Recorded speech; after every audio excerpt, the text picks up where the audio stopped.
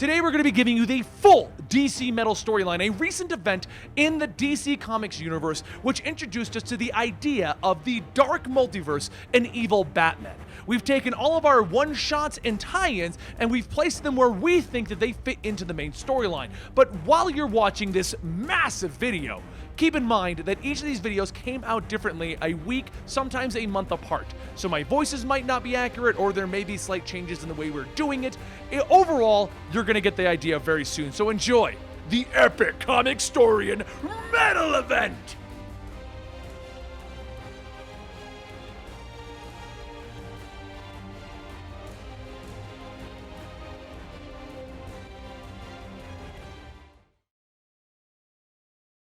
There's a feeling that you get at the beginning of an adventure. You feel it in your veins, the channels.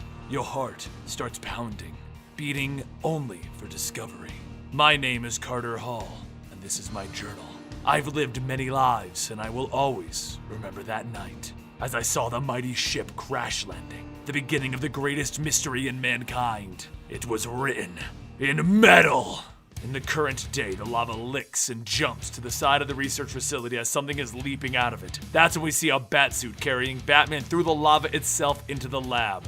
The stunned doctor can't get any other words other than, Batman? Batman dives back into the lava carrying the scientist as his suit is calling out, "Temperature's too great, suit will not hold." And Batman yells out, "Compensate, damn it!" As it explodes, Aquaman is swimming through the oceans with dolphins. Batman throws the doctor to Aquaman, telling him to get him out of here. And then he turns back to go deeper to retrieve his data card. As the survivors are brought onto the surface to safety, Aquaman looks at Batman. This was a Black Ops Wayne Enterprises location. What were you hiding, Batman? What were you hiding from me? What were you researching? Meanwhile, over at Mogo, home of the Green Lanterns, the Guardians inform Green Lantern Hal Jordan that they're picking up something on Earth that he needs to look into. He looks at the globe and he knows that something is wrong. They're sending him to the Batcave. He arrives and he's kicked by Duke, the newest trainee of Batman. Of course, it doesn't take much for Hal Jordan to grab Duke and hold him still while he explains that he is here because Batman is hiding something. Duke isn't exactly happy that Hal is combing through the cave, but what do you do to stop a Green Lantern? What Hal finds is a holographic wall and a hidden door, which he promptly enters. Meanwhile, somewhere else in a place called The Campus, two individuals are looking at a screen with the mother of Duke Thomas on it. A man with longer hair explains that her name is Elaine Thomas, and he gave her an offer to join a battle that has stretched to the dawn of time, to live forever, but she denied him. The man in the hoodie asks the immortal man why he's going over memory lane. A mortal man that explains that Elaine was reactivated a few weeks ago. He was worried that she would reveal their secrets, but it seems that she is crazy from the Joker toxin injection. Immortal man is happy with these results because no one can know what he's doing until he saves the multiverse. Back in the Carter Hall journals, he explains that the ship was made of Nymph metal. It gave him and his wife Shira the ability to reincarnate, and their enemy Hathset the same ability. They were reborn hundreds of times, their powers resulting from this mystery metal. Carter always wondered if there was more to this metal and its origins. And as we pan on a giant statue of Batman, one with body strapped to its legs and giant robotic spotlights looking over a burning city, Carter pondered if the Nymph metal was linked to something darker, terrifying, a nightmare that echoes through the metal. Batman teleports into a lab where he finds Mr. Terrific. He asks him if he's told anyone on either Earth that he visits about them working together, and Mr. Terrific tells him no. If you're curious, Mr. Terrific is actually from Earth 2. He travels between the Prime Earth and Earth 2 to assist where he's needed. As he sits down with the data in front of him, he tells Batman that while he may be the smartest man in some universes, he can't make hide nor tails of this data. So Batman tells him, "I need to do something, and I'll need you to run scans on some molecules that I've extracted from a subject. The subject is too volatile to be on the loose, so he was locked away. It's time to let him out of the box." He opens the door and Mr. Terrific smiles. "You're damn right it is." And inside, an egg-shaped machine with a diamond on it appears. Back in the Batcave, Hal lights the way in the secret room, commenting that only Batman would have a secret cave in his secret cave. What is this place? And a voice, a cracking, nasty, demented voice, speaks up. "Oh, I can clear that up for you." Hal looks at Duke and Duke snaps, "I didn't say anything." So he asks the ring, "How many life signatures are here?" And the ring malfunctions. Hal looks at it. This doesn't make any sense. Why would it? A mystery never makes sense at first. And Duke asks, mystery? And the voice continues, oh yes, our friend with the pointy ears has been following it for years. Duke and Hal look around to see all of the relics on display in the world that contain mystery. The Court of the Owl's tooth, Dr. Fate's helmet, Aquaman's trident, Wonder Woman's bracers. And the voice continues, it all started with a tooth, a metal tooth that could bring back the dead. You see, the metal shouldn't be able to do that. And Batman had to know what it was and what was in it. So he extracted something from it, a strange substance that he had never seen before, and he couldn't explain. You can feel the power from it, right? That power consumed him. What was that strange metal? And what was its connection to the Court of the Owls? He formed a team, a Black Ops team, the Outsiders, to go out and find any information on this metal. Hal's been tinkering with his ring, and he tells Duke, we need to leave. I've been all over the galaxy and my ring has never done this. Oh, no, you can't do that! I've been dying for a chance to see you both face to face. We're all connected, you see. I was hoping someone would come meddling. It's been so lonely down here. Duke and Hal look on and they see a container holding green liquid. The next part is about dynesium. It has to do with the metal. It's in its liquid form. But he wasn't the only one who found it, was he? And Duke realizes what's going on. No. He simply says that while Hal is freaking out asking, who are you? Oh, you see, Batman started to put the pieces together like I did. Hal and Duke look in front of them to see a massive door and the voice continues, if you two are so very brave, just open the door. Back in Carter Hall's story, he explained that he studied the Nymph metal for years, trying to unlock its secrets. But this was something far beyond his understanding, so he dug deeper and deeper until he was able to put together the mystery. It all began with the 3 tribes, or rather, 4 tribes. The hidden Bat tribe was something else, something bigger, something beyond his control, and he needed to know more. Over at the Fortress of Solitude, Batman arrived calling out Clark. You see, a long time ago, Batman locked something away in the Fortress of Solitude. Something that he didn't want to have access to. And he didn't want Superman questioning, so Superman agreed to lock it away. In order to open that lock, Batman brought along Mr. Miracle, one of the new gods, and someone with the ability to open up any lock. Once he opened up the door, Batman walked into the room, and in front of him was a giant golden tower spewing dark energy. And the rest of the chapter from Carter Hall continued. I wish I could go back to that moment and warn myself. I write this journal for anyone foolish enough to pick up my trail. Whatever you do not follow in my footsteps. And just like that, Batman pulls up his computer telling it to trace the dark energy. He can finally see where it's coming from. You see, some doors are meant to remain closed because behind them, you'll only find horror. As Hal Jordan and Duke both walk into the room that Batman locked away so carefully, they see a man in a black suit and green hair. This is a mystery that stretches to the dawn of time. It's bigger than all of us, and it sure as hell is bigger than you, Mr. Green Lantern. You don't understand. All of that was just a cruel joke. You're just a couple of pieces in Batman's puzzle, like me! Carter Hall's journal continues telling the tale of how he and Shira brought together the Immortals, individuals who were never meant to be together. And through lightning and the metal, the truth would be seen. Meanwhile, Batman moved to his next location, and with the help of Wonder Woman, she walks him into an area that he shouldn't be, to speak with the blacksmith of the gods. Diana tells him that the gods have fled the Earth. They believe a war is coming and they've left. So she hands him a Sunblade, a sword imbued with the power of the sun. But back in the Batcave, the Joker stands behind his electrical field, keeping him from Duke and Hal Jordan. Duke tells Hal that they should leave. This is Batman's thing, and the Joker asks him, oh, Dukey boy, are you upset that I poisoned your parents? Duke reaches into the electrical field, and the Joker leaps back. As the field hits Duke, Hal reaches for him, and it shocks the both of them. I haven't had this much fun in ages! That's how it started, you know. A bit of fun. I cut my own face off and thought I'd kill his whole family. Get rid of the kids. Rekindle the romance. The old flame. But as it turns out, he likes the brats. So here I was, tumbling into the deepest corner of the Batcave, and splash! I have to admit, I thought I was a goner until I woke up in the dark, and this shimmering green metal was running all over me, stitching me back together. That's when I saw it, towering over me, a marking on the wall, older than Gotham, older than civilization. The Bat behind the Bat. I needed to know more. There were people. They knew. The owls knew. The lunatic crazy quilt knew. The Joker turns smirking and he comments to Duke. That pesky force field is reacting kind of oddly to your body, isn't it, Duke? Duke looks at him through the shock. You did this. I don't know how you did it. And the Joker leaps at him. Then you aren't listening! He pushes Duke and Hal through the field and he falls onto them. It's still in me! It's in you! All around us! The lights all go out and the Joker smiles, that twisted, evil, demented smile. Oh, I know how this story's going to end because it all happened before! Back in the journal, Carter's story continues. He spoke to the immortals and how they knew the tribes of men, but how they also knew of the arrival of a strange metal that had the ability to tear the reality of the universe. And it was a demon that rose out of that tear. It nearly conquered everyone. Carter and Shira didn't believe it, but they found the paintings. Countless of them in countless caves scattered around the world, each telling the same story. They spoke of the Hawk tribe, where Carter's story truly began, and they spoke of the betrayal and how the betrayer sided with the demon. The demon took the sigil of the great and terrible Bat, the plague bringer, the source of mankind. That version of Carter and Shira died fighting it back, and they shut the door between the dimensions. Birds and bats, forever at war.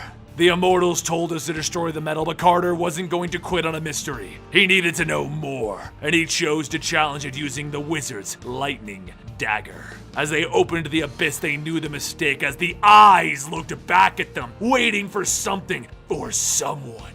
Meanwhile, Batman continues his journey looking for the information and the tools that he needs, and he comes across Talia al Ghul. She hands him a dagger, one with the power of the lightning and the markings of Shazam!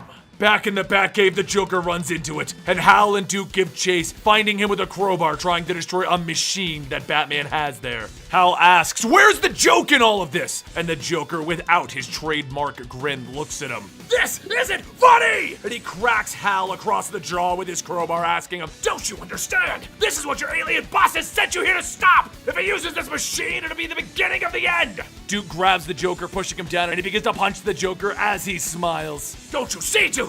Don't you understand why Batman recruited you? There's something different about you. There's something in your blood that made Batman take notice. Something that he couldn't understand or see. Something that is in both you and your mom. Something M-E-T-A.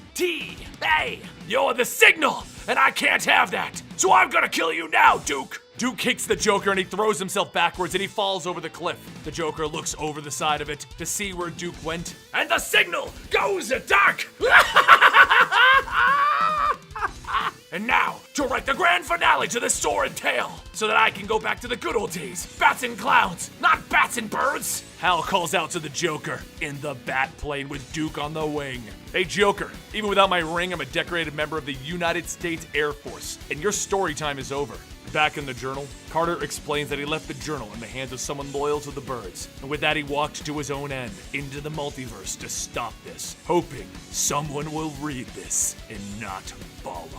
Back in the Batcave, the Joker is pinned, telling them, "Free me! I'm trying to be the good guy here!" Duke feels weird as he places his hand on his mask. "Something's getting closer, GL." And then a beam of light shoots out of him, knocking him off the plane. Hal jumps down for him, and as he saves him, he looks back to find the Joker gone. "Jordan!" Batman calls out as he walks in. "What the hell are you doing in my cave?" Of course, Hal and Duke want to know what's going on, so Batman explains. No use in hiding anything now. He looks at the machine, which is the machine that he used at the end of Batman's Missing Days, the super heavy storyline. He explains that it was his final invention, a device that would allow Batman to live on forever. But before he could finish it, he died at the hands of the Joker. If not for the metal, for the dynesium, he would be gone for good, and ultimately this machine brought him back to being Batman.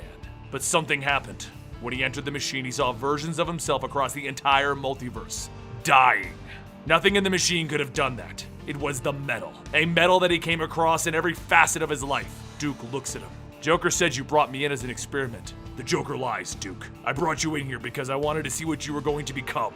Batman then pulls out the Shazam knife. This was supposed to be the end of all of this. I have the dimensional frequency of the dark energy locked, and with this dagger, I can see the truth of this mystery.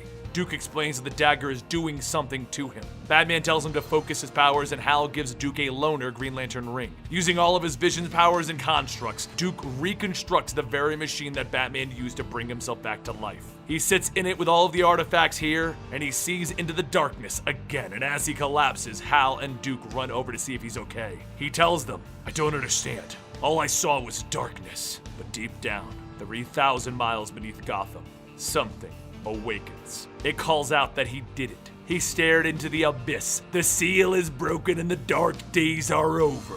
As the portal opens, we see inside something dark, evil, twisted, something of the Bat Clan and demons, something that should not exist. The Dark Knights are coming, and with them, the true father of Batman will arrive." 50,000 years ago, a lizard is running across the desert, and what he runs past are 3 symbols drawn into the sand. Symbols for the 3 ancient tribes. You see, lost to history is a story.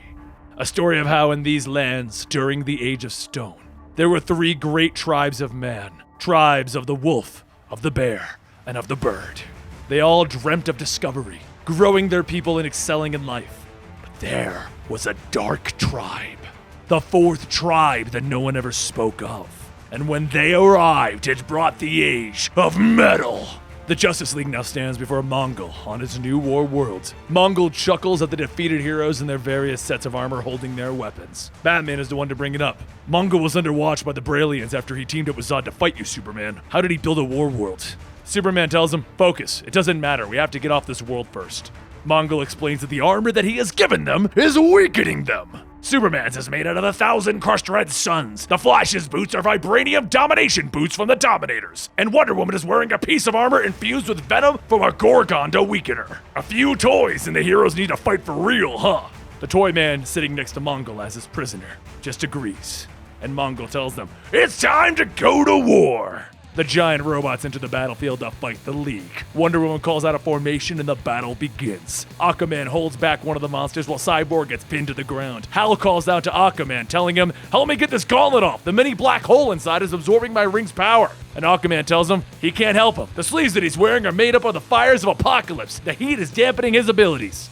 But he suggests that they try and have the creatures break the armor off of themselves. So Superman runs in using the shield that he has, trying to get them to break the breastplate. But he quickly notices that they avoid the armor and go right for the flesh. But Batman has an idea. He looks at the beast and he pulls his jaws apart and he looks deep inside. You know what he finds there? What's hidden inside of the monster here to kill him? A button with the bat symbol on it. So he presses that button.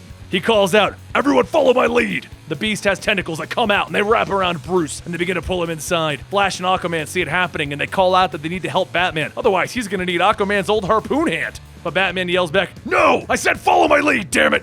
There are symbols in their mouths. Activate them. Let them eat you." And this is exactly what the Justice League does. And as they are each eaten, Cyborg calls out, "You know, good plans don't hurt this much." Batman tells them, "It's all Toyman's plan. He didn't want to be Mongol's prisoner, so he gave us a clue on how to fix this. It's in the name, Fulcrum Abdominis. It's a clue to come together as one warrior." Superman tells him, "You've got to be joking." And Cyborg is excited. Please tell me you're not joking. But you know what, dear viewers? He's not kidding. We now have a Justice League, giant robot of war! Mongol sees them transform and he makes a break for it. So Flash asks, "Hey wait, why am I the foot?" And Batman tells him, "Simple, Barry, so you can kick his." And well, you see, that's how the Justice League turned into a giant metal robot and they kicked Mongol's butt again. And as they approach Earth, Superman asks Batman, "Do you think the Braillians lost track of Mongol because of what you've been investigating, Bruce? Why did you come to the Fortress of Solitude and what happened in the Batcave?" If you're curious about that, DC Metal started with 2 preludes, the casting and the Forge. The video and the links to the comics will be down below. Bruce, why don't you just tell me what's going on? And Batman informs Superman, "I'm not ready. We need to figure this out first." Alfred calls up to Batman to inform him, well, it's Gotham, and he'll need the entire League to have a look at this. Because while they were gone, a very large mountain sprouted right in the middle of the city. It was followed up by a dark energy storm filled with dark lightning. So everyone was evacuated at least, but it caused billions of dollars in damage. While Batman orders Alfred to scramble the family, the League has a look and Green Lantern informs them that the energy coming off of the mountain is the energy of the machine that Hal found in the Batcave. Superman uses his X-ray vision to see what's going on, and he finds it's hollow in the inside. So they send the Flash around the side of it where he finds a door. He looks at it and it has the symbol of an hourglass, and nothing the Cyborg runs on it gives him an answer as to what it is. They walk inside of the lab, and with the same mysterious energy crackling all throughout it, they all know that this is it. In the middle, there's a pod filled with more of that energy, and then they see a message. It's chasing us. Run! And that's when the Blackhawk team walks in. The League goes on high alert, but Batman stops them. This is the Blackhawk team, a covert apocalypse team. They've been watching me. And if you're curious about when Batman met them, check out Batman End of the World in All-Star Batman. Links to the comic and the video will be down below. Batman tells the League that he knows Lady Blackhawk, the leader of the team. But as she removes her mask, she reveals that while she is Lady Blackhawk, she's also Kendra Saunders. While none of them know her, she knows all of them, and they need to come with her now. Superman and the Flash ask, why would they follow her with so much going on right here? And she tells them, because this is just the first shot of a full-scale invasion, one that's been planned for centuries. By who?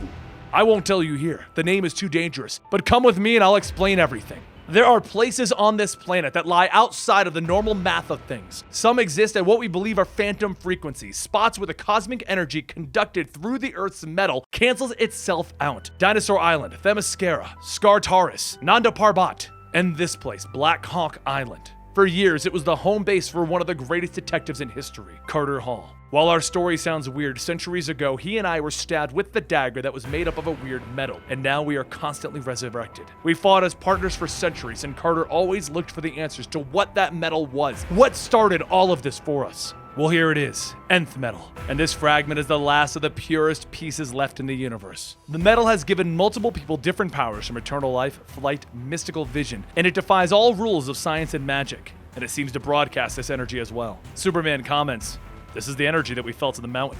And Kendra continues. She explains that Carter found other people who used it and were interested. Heroes, inventors, and adventurers who would challenge the unknown. They created a map of the multiverse and they explored everything that they could. They were looking for where this metal came from, and not a single universe in the multiverse is the origin of it. And then Kendra turned the map over to the black blank paper on the backside. Unless it came from here, a dark multiverse. Wonder Woman looks at it and says that all she sees is the back of a map. And Kendra continues, "Yes, that's all a lot of us saw until recently. We finally discovered that dark energy and dark matter make up a good portion of the universe. We just can't see or feel it. So look at this map and imagine the nth metal connecting us to a realm much older and vaster than ours." Flash, the one who knows the most about the multiverse, tells her, "If this is true, it'll change everything that we know about everything. What proof do you have?" Proof? Carter sent a team to the mountain and the entire thing was ripped out of reality. The last communications that we received from them was them screaming in terror, telling us to shut the door and never open it again. And a warning from Red Tornado that there was a thing called the Great Beast that prowled in the dark and had a name. Batman asks her what that name is, and she tells him Carter had a journal, one that's been lost ever since he followed the challengers into the dark. The name of the demon existed throughout eons, changing and evolving as the Dark Tribe prayed to the enemy of the bird, Barbatos. The legend has it that he'll come through a human doorway, someone treated with the 5 divine metals, metals off of the periodic tables. And in my charts, I found another name, Wagon, which translates into Wayne. Batman, you are the one who will let the demon in. Superman stops her. Wait, your theory is a being as old as the universe has been targeting Batman for thousands of years from a dark multiverse? Kendra pulls a gun on Batman. "I'm sorry, but I've been following Carter's trail ever since he vanished. And now that Challenger's Mountain has appeared on your home turf, it's time to act." But that's when Red Tornado freaks out. "You open the door!" He breaks out of his tube and he begins to attack the League. "I warned you! He's coming for all of us!" He then begins to tangle with everyone, and Kendra calls out, "Where's the nth metal?" And on the other side of the island, Batman is riding a dinosaur trying to get away. "Alfred, I got what I came for."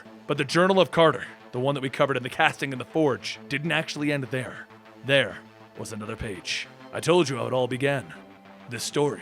Now let me tell you how it'll end. How it'll end if I'm wrong, and the dark is a place of evil as the Immortals and Kendra suspect. The end will begin with a shot fired from the dark. Something to tear a hole in reality.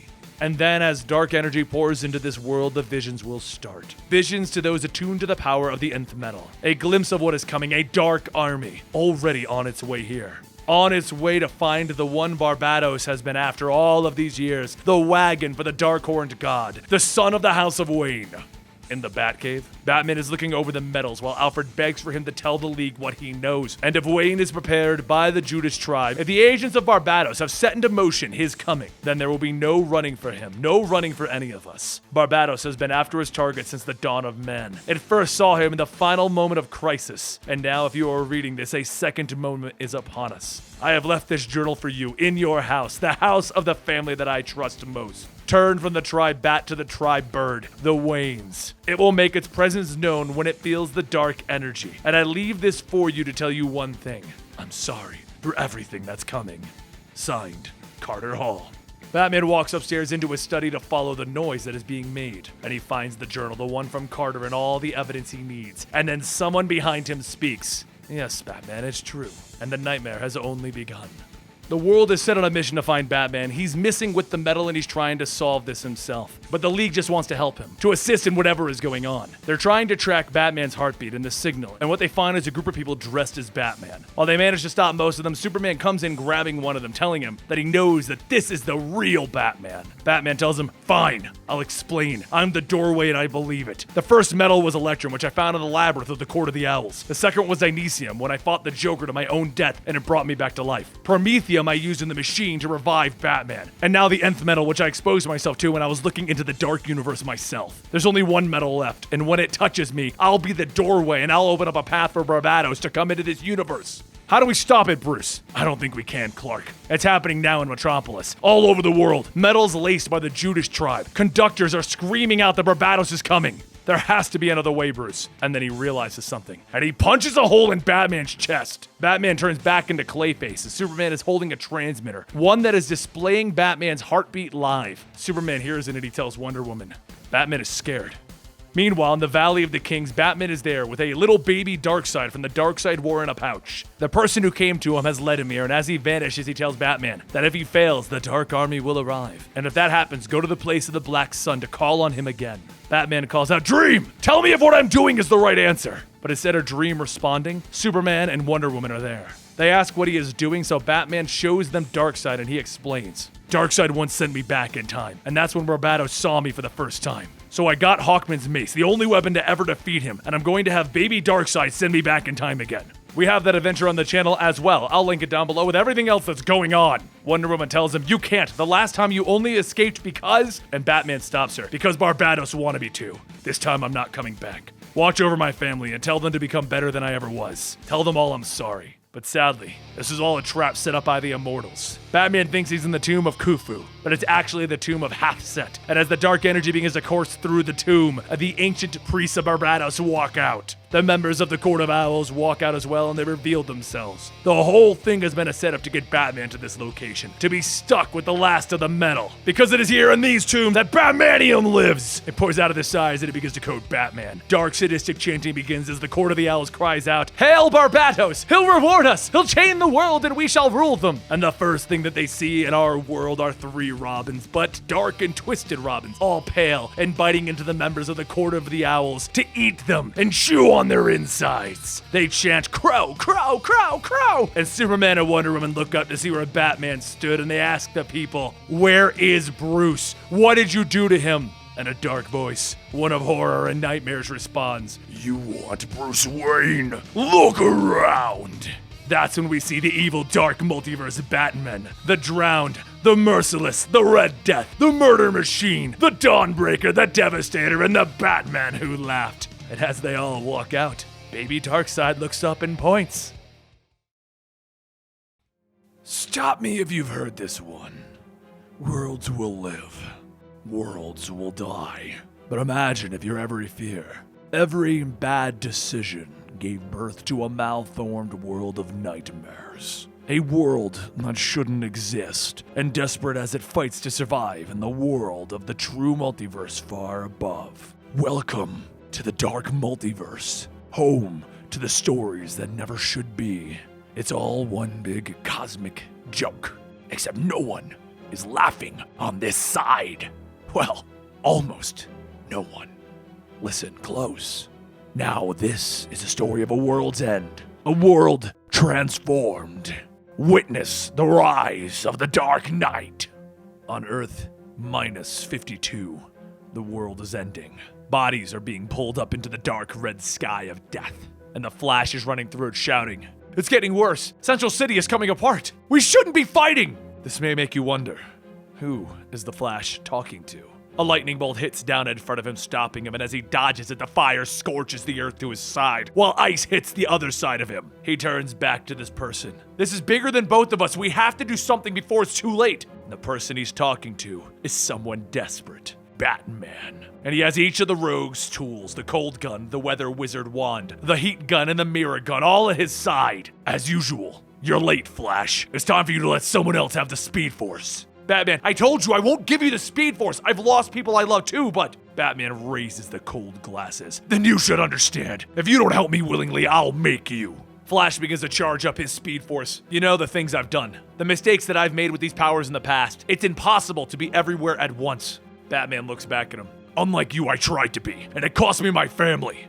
And that's when we see a flashback of a graveyard of the Bat family dead. Flash runs up to him, so Batman leaps out of the way, going through a mirror with the Mirror Master gun to dodge him. Why do you think you're gonna succeed with the Rogue's weapons when they couldn't, Batman? And the Batmobile comes crashing through the wall. You're right. My toys are better. It didn't have to come to this, Flash. I asked for your help and you rejected me. If our roles were flipped, I would have used every tool at my disposal to get you what you needed. Metallic batarangs go flying through the air and the Flash dodges, telling him, I said no because your plans for the Speed Force are a dark path to run. I can see you hurting and desperate. Bullets begin to fly as the Flash continues to dodge. After my parents were murdered, I traveled the world to learn everything about science, martial arts, and the supernatural to become Batman, but it wasn't enough. Not for Jason, Tim, Dick, and Damian. Gotham did what it always does. It takes and takes and takes. I need to find a way to stay one step ahead. Batman gets out of the Batmobile, throwing a gas grenade at the ground, and with each day, I feel myself getting older and slower. I need the Speed Force, Flash. Flash throws a lightning bolt into the gas, hitting Batman with all of it. He then stands over the fallen and defeated Batman. I'm sorry for what happened to your family. I am. But it won't end there. We have to figure out how to save everyone. Together. Batman tries to collect himself. You're right. You're a good friend, Flash. I could always count on you. And your compassion. He turns and freezes the Flash's leg in place, and then with one punch, he knocks him out. The Flash wakes up with his mask torn, asking, where am I? And then he realizes what Batman has done. He has chained the Flash to the front of the Batmobile, and he's driving at top speed as the Flash calls out, What are you doing? Batman explains, I studied your design for the Cosmic Treadmill, and I repurposed its engine to let me harness your connection to the Speed Force. I'm going to race into it and steal your connection. The Flash looks back, trying to turn his head with the chains holding him in place. Bruce, don't! The mistake I made when I vowed to my parents that I would save Gotham is that I was thinking too small, Barry. I should have promised to save the world. He hits the gas pedal to the floor and it roars as they begin to see the wall of the Speed Force breaking. Flash screams out, You can't access the Speed Force this way! You can't force it! It's going to rip us both apart! The lightning courses in front of them exploding and something twisted, something deranged begins to happen. I know, Barry. No! I'm sorry. Please, Bruce! But now we can save the world. Bruce! And their faces begin to tear apart as Bruce tells him, Together. Flash looks back at him with nothing more than a skull. You can't give up like this, Bruce. There's hope, Bruce. There's always. With that, they are both torn to pieces. Across Gotham City, every rogue in Batman's gallery is suddenly and quickly torn apart and killed. Because no longer is there Batman. No longer is there Flash. There is something else. And as he kills every villain at a speed unheard of in Gotham, he tells himself, and himself, My name is Bruce Wayne. But there's another voice in his head. No, Bruce, don't kill! I'm vengeance. Stop this, Bruce! I am justice. Stop this, Bruce! Don't! I am Batman, Red Death. Please, Bruce, stop! Before, I used to spend so much time alone on the rooftops, dwelling on my actions, but now I don't have to think twice about the Speed Force. It released me. I have saved Gotham, and now I will save the world. I finally have all of the time that I need. But the whole time, the voice in the back of his head, the voice of Barry Allen, is telling him to stop this. And regardless of saving Gotham, Batman finally sees the larger problem as Wayne Tower begins to fall at the end of the world. He looks up to see the sky is torn apart. The world is breaking apart, and I'm not fast enough to save it. But there's something deep down that hopes that I can do it, that I can save everyone. And another voice speaks, the one of the Batman who laughs. Even if it means the destruction of another world, would you sacrifice others to save yours? Barry pulls himself free of Bruce for a second. Bruce, it's Barry, stay away from him, don't listen! But Bruce shakes his head, pulling Barry back inside, reaffirming his connection to the Speed Force. What? Who are you? Someone very much like you. Someone who lost his world simply because it was born down here. Our worlds aren't meant to last. They're destined to die. It's a cruel law of nature in this place. You can feel it yourself, can't you? Your time was meant to end. But what if I told you that there was a world far, far above that was destined to live? Batman puts on his mask, asking, "Tell me more." Over on Earth Zero, the first world of the multiverse, the evil Batmen of the multiverse have now all arrived in issues 1 and 2 of Metal, which we have on the channel. You can watch it, I'll link it down below. Each of those Batmen has now run off to handle their own affairs, and in Central City, Iris and Wally are getting lunch when they see the red comets hitting the ground. Then glowing red bats appear around them, and Red Death stops in front of them. He looks at them. The Flash's family. The Barry Allen in his head tells him, "Don't hurt them." His love. His sidekick. "Iris, run!" Red Death walks over to her. "The last speedster to hurt my nephew ended up dead, so I don't care how scary your mask is. Leave him alone." Wally looks over at her, aging in front of her eyes. "There's something wrong with the Speed Force. I'm so slow." And then Iris gets hit as well, and they both begin to age rapidly. Around them, the city crumbles as they hold on to each other. This world's Flash will understand in times of crisis that there must be a sacrifice. And then the heroic voice of the Flash can be heard. "I don't know who you think you are, but there won't be any sacrifices in my city." Red Death begins to race down the city, and the Flash runs right behind him. Running is sort of my thing, so there's no use in trying to escape. "Once upon a time, I was jealous of yours and Clark's little races, but now it won't matter." Flash quickly sees that something is off as the glowing red bats swarm around him. "Your drift! Those bats!" He hits the ground in pain. "Everything hurts! I feel old." There will be no more racing, Barry. That voice. "Bruce? Is this what happened after you left Black Hawk Island?" Red Death raises his fist into the air. "If there's any part of you inside of that armor, Bruce, then you're still my friend, and I can rely on your compassion." Red Death pauses. "What?" But behind Flash, the symbol of Dr. Fate appears, and he grabs and pulls Flash out of the fight. Red Death looks at the symbol. "Go ahead and run, Flash. It won't save you. I'm gonna turn your city into the one that I lost." The city begins to crumble and turn red and change. And as the Barry inside of Bruce shouts, "No!" Bruce tells him, "It will become my Gotham." "So let me tell you a secret. All it takes is one bad day. One moment that should never have happened. The ground beneath you starts to crumble, and trust me, I know firsthand. All of us do. But one bad week, it can kill a multiverse."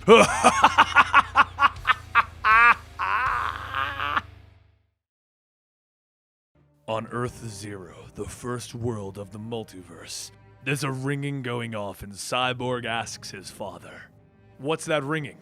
Silas Stone, Cyborg's father, explains that it is one of the dozens of alarms going off in Star Labs. They go off every day. Cyborg tells his father that he has to get out of Star Labs. Right now, something serious is happening. Some kind of invasion. Cities are falling. And Silas tells his son, "That's exactly why I'm staying here, to figure it all out. It's about that metal, right? The one that you found with the Blackhawks?" Cyborg tells him that it is, and they continue to talk about it for a moment, and then Silas asks if he is safe. Cyborg tells him that he's in the Watchtower, floating over the Earth. He is very safe.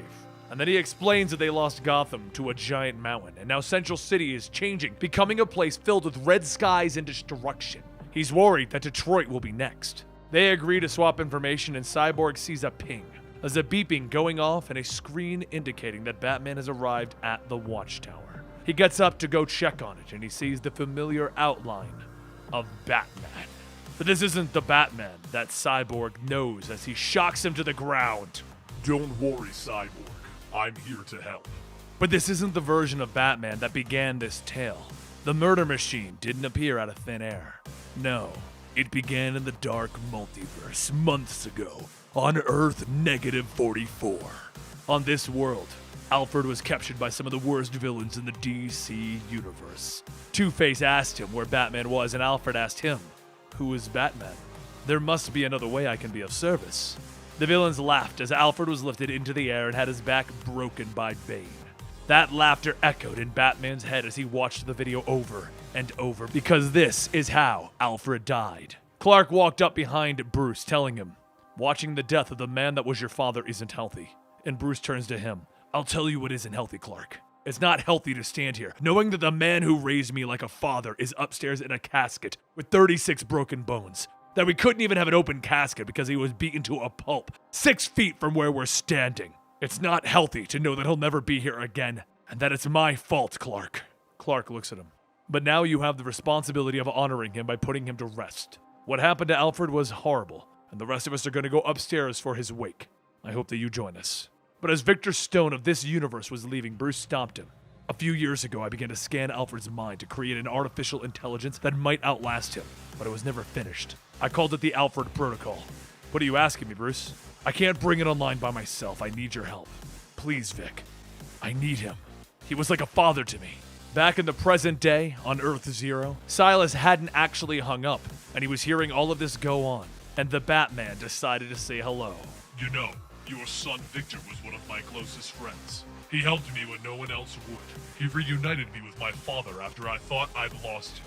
It was strange, I admit, seeing Cyborg again. Don't hurt him. I can help you. I'll give you whatever you want. And Batman replies, telling the computer, Mute transmission. Your father will learn his role soon enough, as will you, Cyborg. Batman makes a blade and begins to stab into Cyborg. And as he's about to come down to end this universe's Cyborg, he gets up punching him. I don't know who you are or why you're pretending to be Batman, but you're not getting anywhere near my father. With one hand, Batman blocks the blast, and then he takes his other arm, turning it into tentacles, and he begins to hack into the watchtower. You always understood the connection that I had with my father, Cyborg. And with your help, I never had to be separated from him again. Then holographic versions of Alfred begin to appear around Cyborg. How may I help you? He asked as he reached out with the blast hitting Cyborg. Back on Earth, -44, a month ago. Those data versions of Alfred asked the same question of Bane. How may I help you? But this isn't one version. This was many of them, and they surrounded Bane, the man that murdered him, as he was begging, pleading to just let him leave, let him live. His death, it wasn't fast. Back at the Batcave, Cyborg asked Bruce what was going on, and the data versions repeated in the Bat computer. Ring the bell, sir. Let me in. Bruce explained that the data Alfred was trying to protect him. It was trying to take away everything that hurt him and systematically murder every single inmate of Arkham. Cyborg tells him, the point of this was to make an AI that would stitch you up and make you dinner. We have to turn this off. I agree, Cyborg. He's doing this to protect me. If I just let him into the Batcave, I can reprogram him. No, Bruce, you can't. This is a hungry virus looking to spread and feed. Bruce looks up. I already lost him once, Vic. I can make him better. I can keep him. Look, Bruce, I'm gonna figure out a way to break through. Whatever you do, don't let him in. Do not let the Alfred Protocol into the Bat computer. And as he walked out of the cave, Bruce could hear the virus asking him, let me in, sir. Ring the bell. Let me help you, sir. Back on Earth Zero, Batman, now patched into the entire Watchtower system, explained. You were wrong, Vic. The best thing that I ever did was let him in. I still remember my fear when they surrounded me. I realized my plan wasn't going to work. I would not be able to reprogram them in time. They grabbed me, spread throughout my body, and I screamed in fear. That was the first thing that my father fixed in me. He took my fear away, and then my sadness, and then my weak human flesh. He rebuilt me. And using the villain's monologue, Cyborg leaps up, blasting the Data Alfred in the face. And as he drops Data Alfred, he tells Batman, I've been outmaneuvering every attempt you've made to enter our computers in the last few minutes. You aren't getting into the Watchtower. I built this. If anything, you've opened yourself up to me. And the Batman looks down on him. I don't have any weaknesses to exploit, Cyborg. My father built me that way. I'm sorry your father didn't do the same for you. You failed to see that I had no interest in your systems. I was gaining access to the Star Lab systems in Detroit. In an instant, you have crippled your nation's military and given me Detroit to reshape as I see fit. And down in Detroit, the Alfred Protocol is running rampant, destroying everything and killing everyone. Cyborg screams out, no! And he begins to blast more of the Data Alfreds, and Batman looks at him. I'm sorry, Victor, but how could you stop me here when you couldn't stop me in your own world? Once I became one with my father, you gathered the League to fight me, but I killed them all until you were the last man standing. And then we see back on Earth, -44. The Cyborg there was trying to reason with Batman, tried to argue with him. He told him that he knows that he doesn't want to become a murder machine. And Batman told Victor, I am exactly who I want to be. My father was the only one there for me, and everyone else is a weakness. A weakness I am willing to shed. And then he tore Cyborg's head off of his body. This should have been a great beginning, but the cruel trick of the multiverse is that my world was destined to die. So I learned of another world and a man who would allow me to leave the world I was on. Cyborg on Earth Zero tries to take a swing at Batman, but that's when he's grabbed from behind by a massive hand with claws. I'll unmute your father now, Victor. I want him to hear this. Then Cyborg looks up to see all of the evil Batmen, and his father is forced to listen as they each beat into him, tearing off his limb, leaving nothing but lumps of flesh. They leave him with broken circuitry and blood, and the whole time his father is forced to listen to this. And once he is beat, Batman hangs up the call as another one walks out of the shadows. The Batman who laughs, the man telling us the tales of horror and terror. He leans down as Cyborg asks him, "Why?" The truth is, we're only here because the world is dark enough to dream us into existence. Because deep down, it needed us to protect them from themselves. We all heard it, echoing through the cosmos, the great ringing, and we came, not with a question of how to help you, but the answer. And over in Arkham Asylum, the Riddler sits within his cell as he hears the crackdoom of lightning outside. All throughout the asylum, he hears the crow, crow, crow of some creatures coming for him. As the walls crumble, a voice can be heard, one that is familiar, yet terrifyingly different. Edward Nygma, I know what you're thinking. You're thinking, this is impossible. You see my height, my builds. You hear my voice, and you know who I am. You know I am Batman. But also that I am not. You know that I am something twisted and wrong, and that terrifies you. But you shouldn't be afraid, Edward. You should be excited. I didn't come all this way to fillet you like I did in my world. I came here to deal with you. Edward is terrified as the Batman who laughs holds a card in front of his face. What kind of game are you playing? No. Your thinking is all wrong. You get to decide that for yourself. All your life, you lived by a set of absolute truths, hard and fast rules that can never be broken. Well, with this card, the rules, they are broken. And you and your friends can reshape reality as you see fit. Take the card, join the fun, build the city into a impossible riddle that makes me laugh. Meanwhile, outside of Gotham, Damian Wayne is soaring in on Goliath, his pet. He looks down at what was once Gotham only to see a city covered in smoke and a mountain, and he worries. While the Teen Titans watch from their aircraft, Damian thinks to himself, when I last saw my father, he told me about the Dark Multiverse, an impossible place of nightmare beyond his or anybody's understanding. A place from which a threat was coming that would tear down our entire world. And then I saw something in his eyes that I'm not used to. The fear of not knowing what would be hiding in the dark. The last thing he told me was to not follow him under any circumstance. A day later, Batman, Superman, and Wonder Woman vanished from the face of the earth. I refuse to let Gotham fall. If Batman is in there, only I could save him. And the Teen Titans during this ended their discussion asking if Robin had them on a suicide mission. They land in the burning rubble that was once the street, and they look around trying to save as many civilians as they can. In front of them is a wall, and Aqualad tells Robin, "Stop! We have to do this as a team. Don't go in there alone." But Damian tells him, "I have to do this. I picked up a signal in this door, and if it is Batman, I have to go." He runs through the doorway without his team when the voice of the Riddler can be heard. "Have you heard of Pharaoh Imhotep II?" Damian runs without a thought, shouting, "Show yourself! Where can I find Batman?" And in front of him is nothing but a labyrinth with doors all painted with a giant question mark on them. He opens up the door yelling, "Fight me!" And blood pours out, pushing Damian back as the Riddler informs him, "I am fighting you and anyone else who breaks into Gotham. This maze is my weapon." As Damian is being washed away with a river of blood, an arrow flies over his head and someone shouts, "Grab hold!" So Damian grabs the rope and sees that it's Green Arrow pulling him out of the mess. He asks why Green Arrow is even here, and Arrow explains that he came here when he heard the Big Three went down. There was an energy storm over in Gotham, and when he entered, everything started to change around him. At that moment, a ball and chain with spikes on it swings between them, and Damian runs off telling him, "I don't need any help from a second stinger like you." Of course, Green Arrow falls behind him, telling him, "I've been leaving arrows behind to mark where I've been. Down this particular path is a quicksand moat and a trapdoor pit of fire." Damian corrects him. "There's a strong magnetic pull over there and it's pulling your arrow, which means you went down that hallway, not this one." The two continue down the twisted and deranged hallways built by the Riddler until they find a man in a cape and a cowl who looks oddly like Batman. But this Batman tells him, "You failed me, Robin. I needed you, and you weren't there. Or you weren't fast enough. I'm dead because of you." That's when we see that this Batman is a zombie-looking Batman, a decaying away as we speak. Green Arrow tells Damian to get behind him because this isn't what he thinks it is, and Damian tells him, I know, it's a nightmare drawn out of my mind. And that's when Croc grabs this Batman biting into him, and Harley Quinn leaps in swinging her mallet to finish off the zombie Batman. Damian and Arrow then asks why they're there, and Harley Quinn tells her that her and Croc are on a top-secret government team kind of thingy to stop things like this. Plus, she and Croc couldn't see their home turf fall. She holds up the arrows, looking at Green Arrow, asking, are these yours? I've been collecting them all over the base. He facepalms, realizing that he now has no way of tracking where he's been.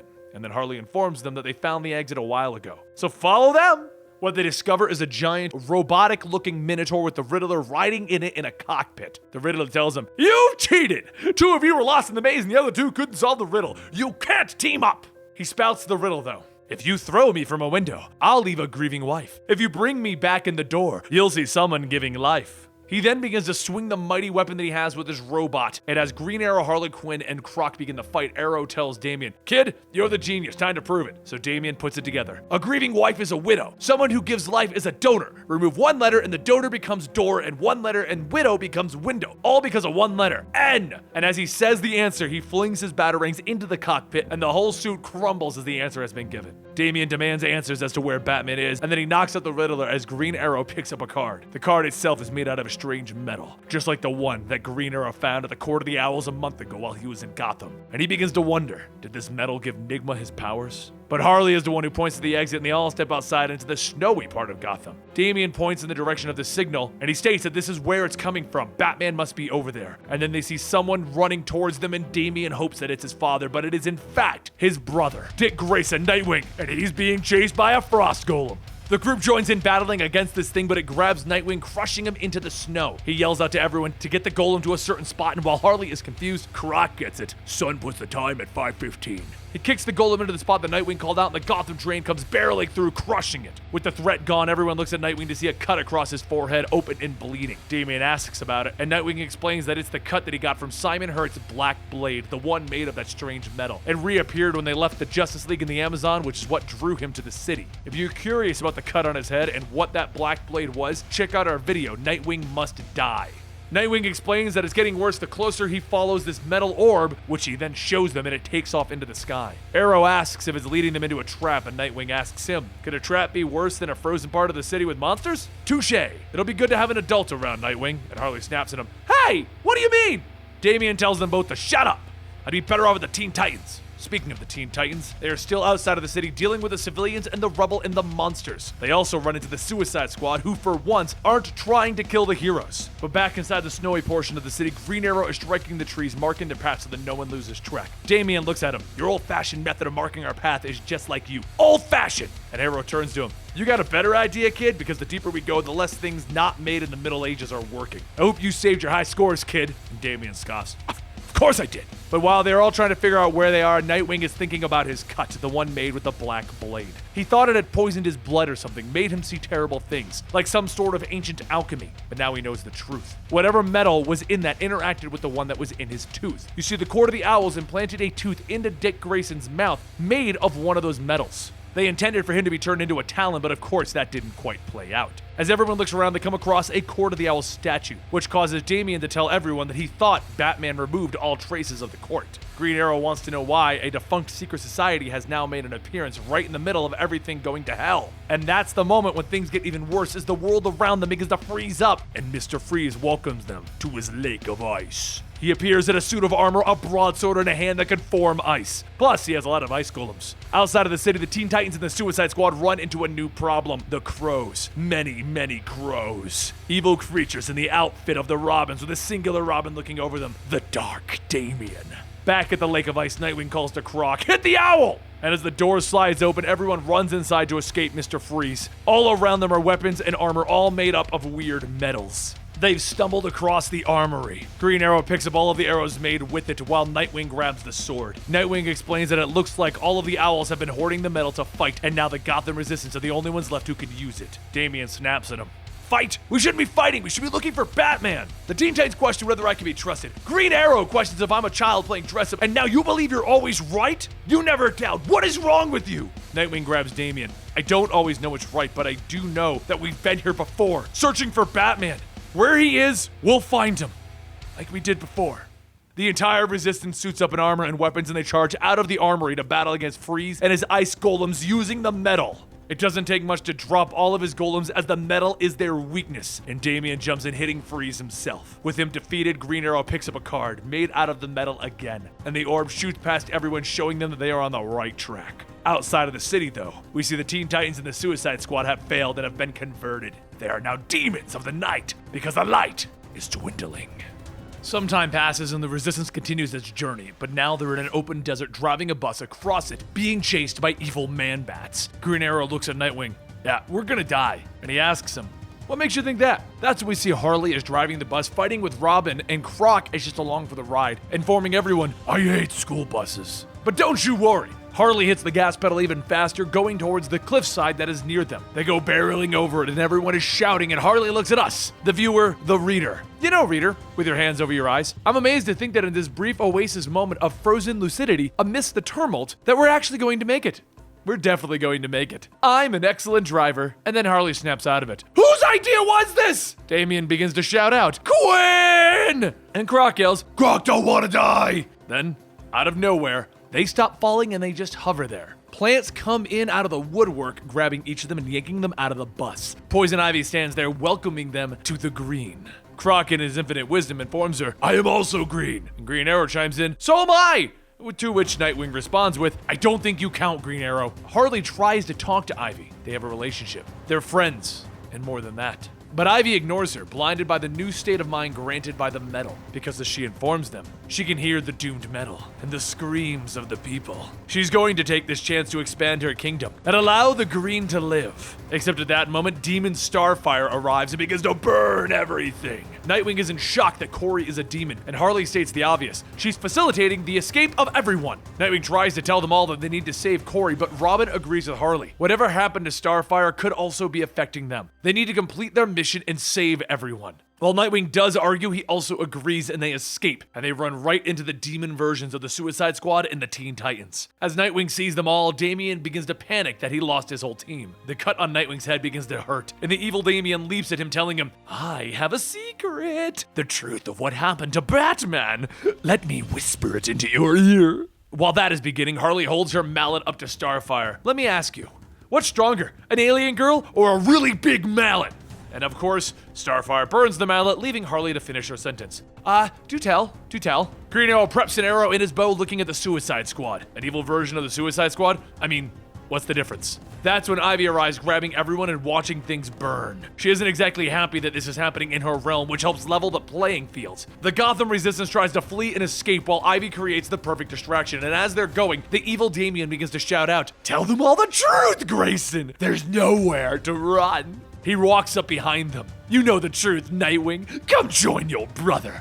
Give in to the dark metal. Croc leaps in, separating the Dark Damian from the group, being the guy in the middle. Shut up with your nonsense. All Croc, all carnivore, eat your face! And Harley cringes. Croc's gonna need to get a more family-friendly battle cry. That's when everyone sees the floating metal ball again, and Croc shouts, Go, run, save Gotham! While he's being torn apart by Dark Damian.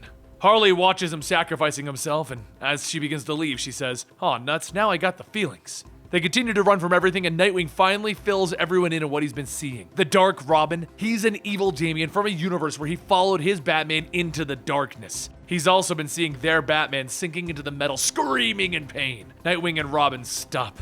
I'm sorry, Robin. I don't think we're gonna find him. I think he's dead. No, you're wrong! You're not his son, you wouldn't know! Damian, Batman's not dead! He's not. I'm sorry, Damian. And at that moment, the orb reveals where it's been leading them, to the side of Mr. Terrific. It's one of his T-spheres. He explains what's actually been going on. Before all of this, Batman tasked him with investigating an unknown region beyond the known multiverse. He knew that something was coming. They've all been encountering these cards on their journey through Gotham. The metal that they are made of is incomparable energy. They are what is changing the very physics of Gotham. There are 7 twisted and depraved versions of Batman, and the one running the show is the most frightening of them all. He enlisted the help of Batman's greatest rogues, presenting them each with a card and an opportunity to recreate Gotham in their image. Of course, they each took him up on that. As they begin to run to the end of the maze, Nightwing stops because of another vision. One of music in the same chords over and over, and he also sees something. A giant machine with the Teen Titans, Croc, and the Suicide Squad all connected to it like batteries, heading to the mountain. And Nightwing tells them, I know the plan. I could see it. They're using the cards to change people's vibrational frequencies so that the universe that we are in will tumble into the Dark Multiverse. They're trying to destroy everything. And Mr. Terrific tells them, it's already started on the mountain. There are hundreds of bodies strapped to it, being consumed by it. So the answer to this whole thing is simple. Stop the machine, save their friends and the city. They make their way to the machine and they find that it's walking through the city itself. And as they run towards it, Dark Damian lands in front of the good universe version of himself. I think it's time that you and I had a little heart-to-heart. On top of the machine sits Bane, now that they are in his realm, and he has an announcer who tells everyone, let's get ready to rumble! Harley begins to try and smash the machine, but Mr. Terrific tells her to stop. If they do that, they're gonna kill everyone hooked up to it. Harley sees Croc and tells her, kill me. Kill us all. I've seen Barbatos in the world that he's making. Kill me now. And that's when the music begins to blare as the Batman who laughs rides up on a hot rod with a gun attached to it and fire blowing out of the exhaust. See, out of all of the realms, this one might be my favorite. At least Bane is a man who knows what he wants. Right, Dr. Quinn? Harley is shocked. Mr. B? It's good to see you again. I've missed you.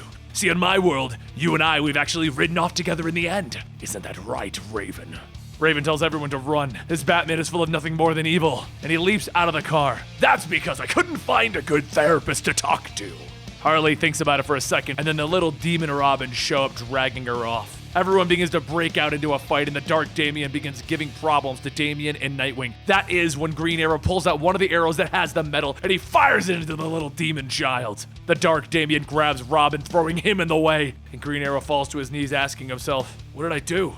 Bruce, I'm sorry, I failed you. Dark Damian begins to laugh. See? They all turn on you, brother. They can't be trusted. They never could. Now, come here so that I can tell you what I came to tell you before you bleed out. You see, the Dark Multiverse isn't a place where your worst nightmares live. It's also where your greatest hopes come to life. So here's the thing that no one wants to tell you, but I will. The Dark Knight to the Batman who laughs? Me? They call us father's greatest fears, but the opposite is actually true, brother. Look inside of yourself. You want his love as I did, and the truth is, I've never felt more loved and less alone than before. Robin thinks about it. We're all connected by the blood. And he shoves the arrow tip into the Dark Damian as it's jutting out of his back. Into the metal! There's a bzzzt boom sound as the Dark Damian is inked out of existence. And at that moment, the Batman who laughs tells them all, well then, let me show you what those cards can really do.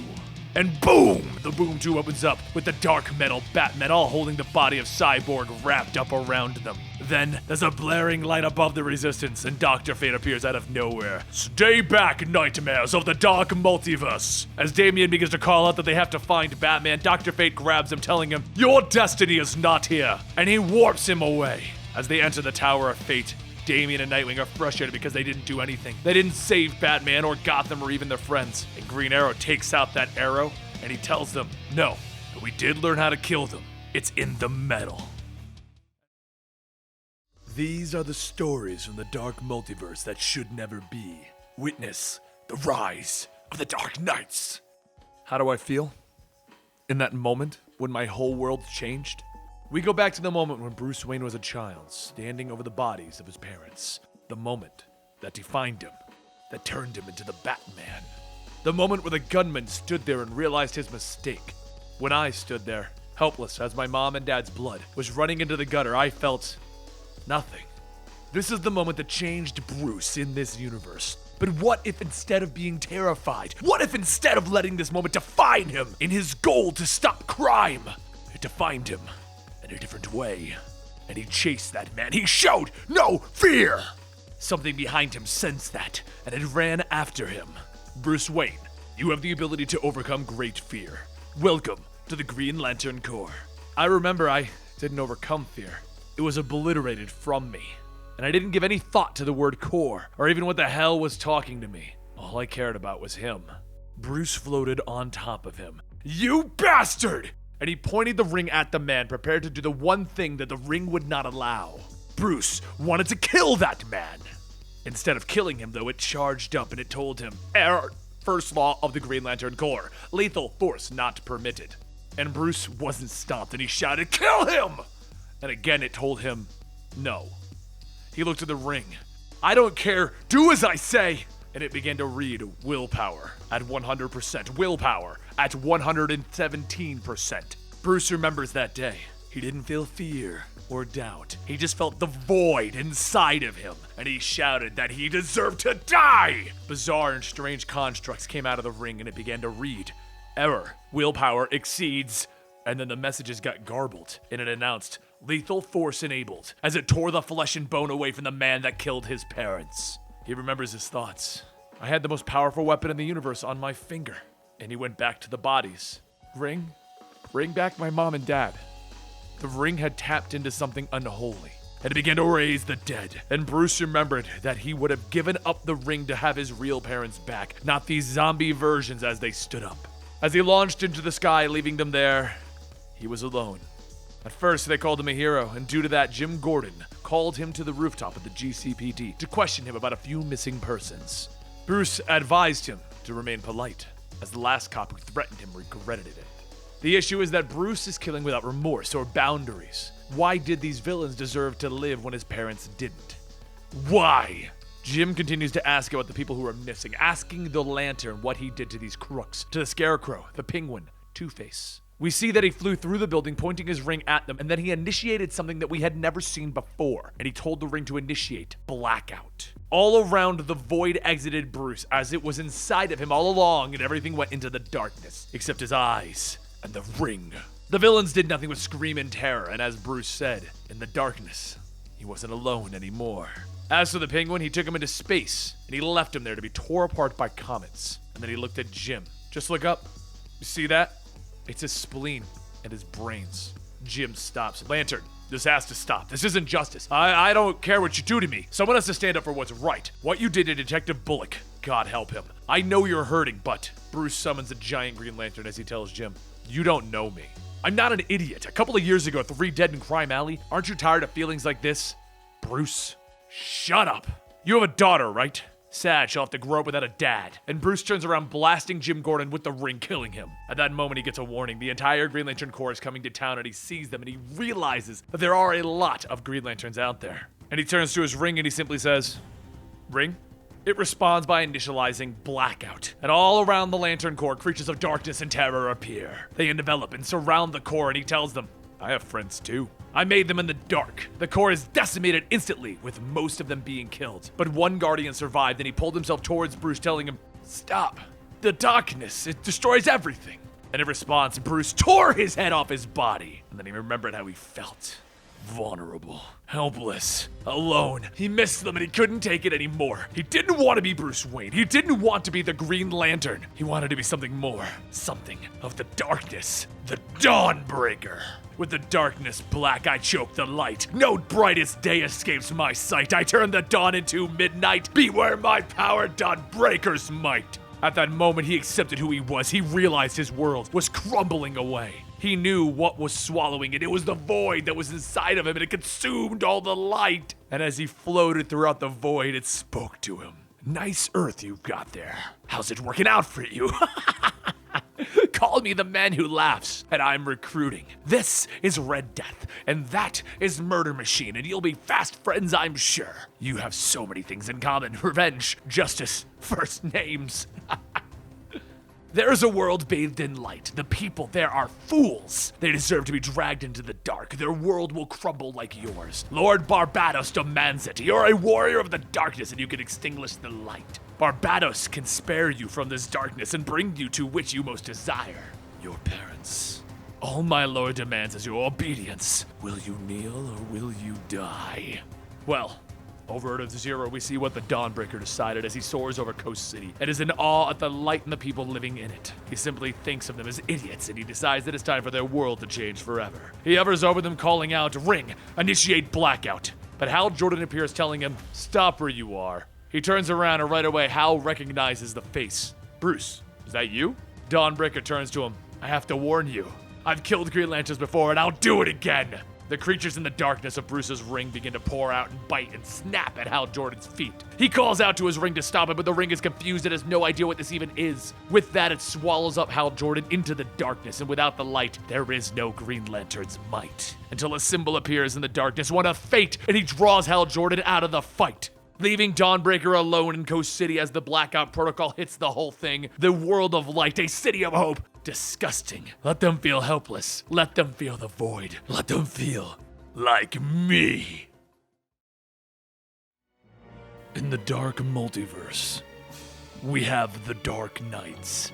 These are dark versions of Batmen who have had their worlds destroyed by destiny.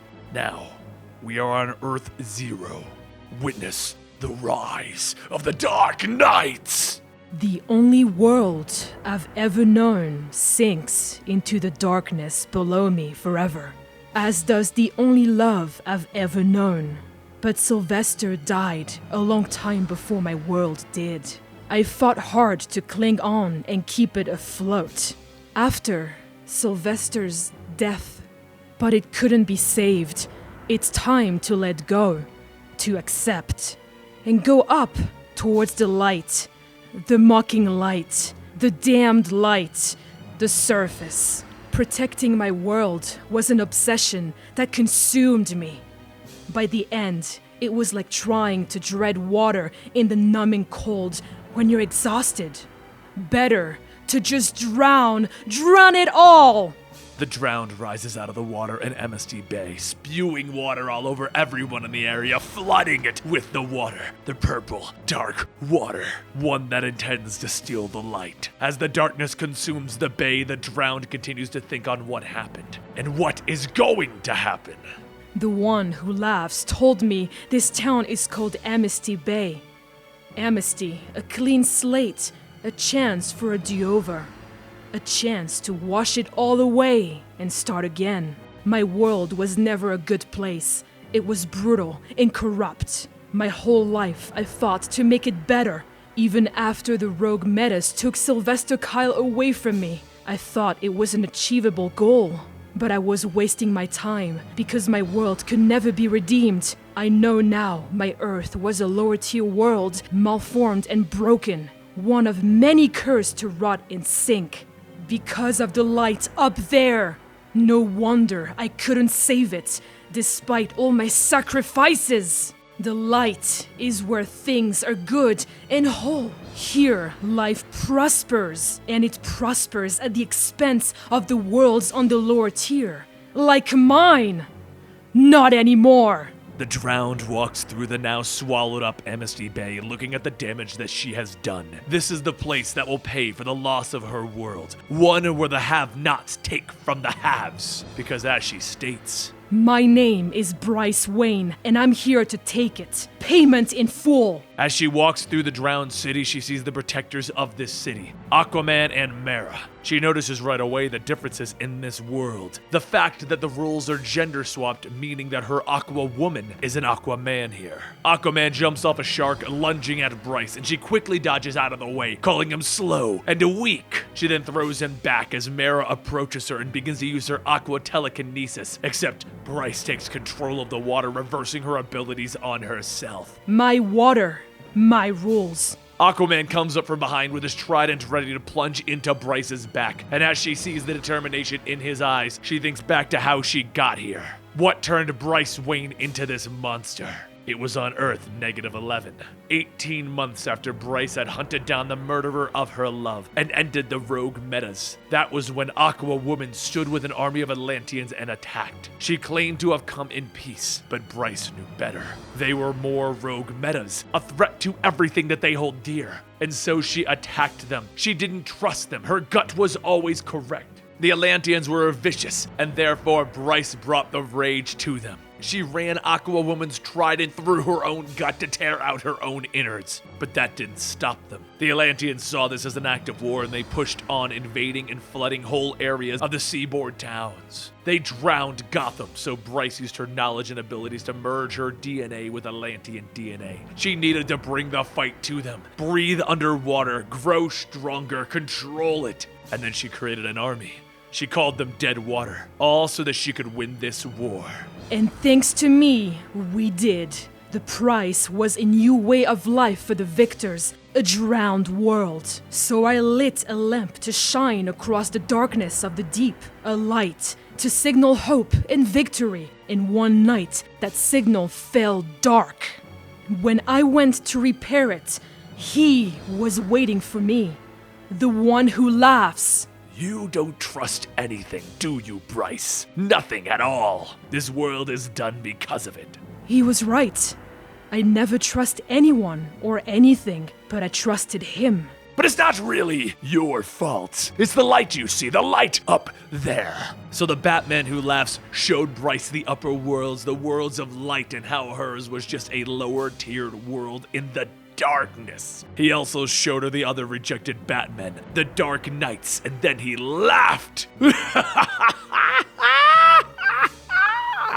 You see the light up there? Right up there? How it mocks us all? It's an unsullied multiverse where all is bright and ascendant. It's why we suffer.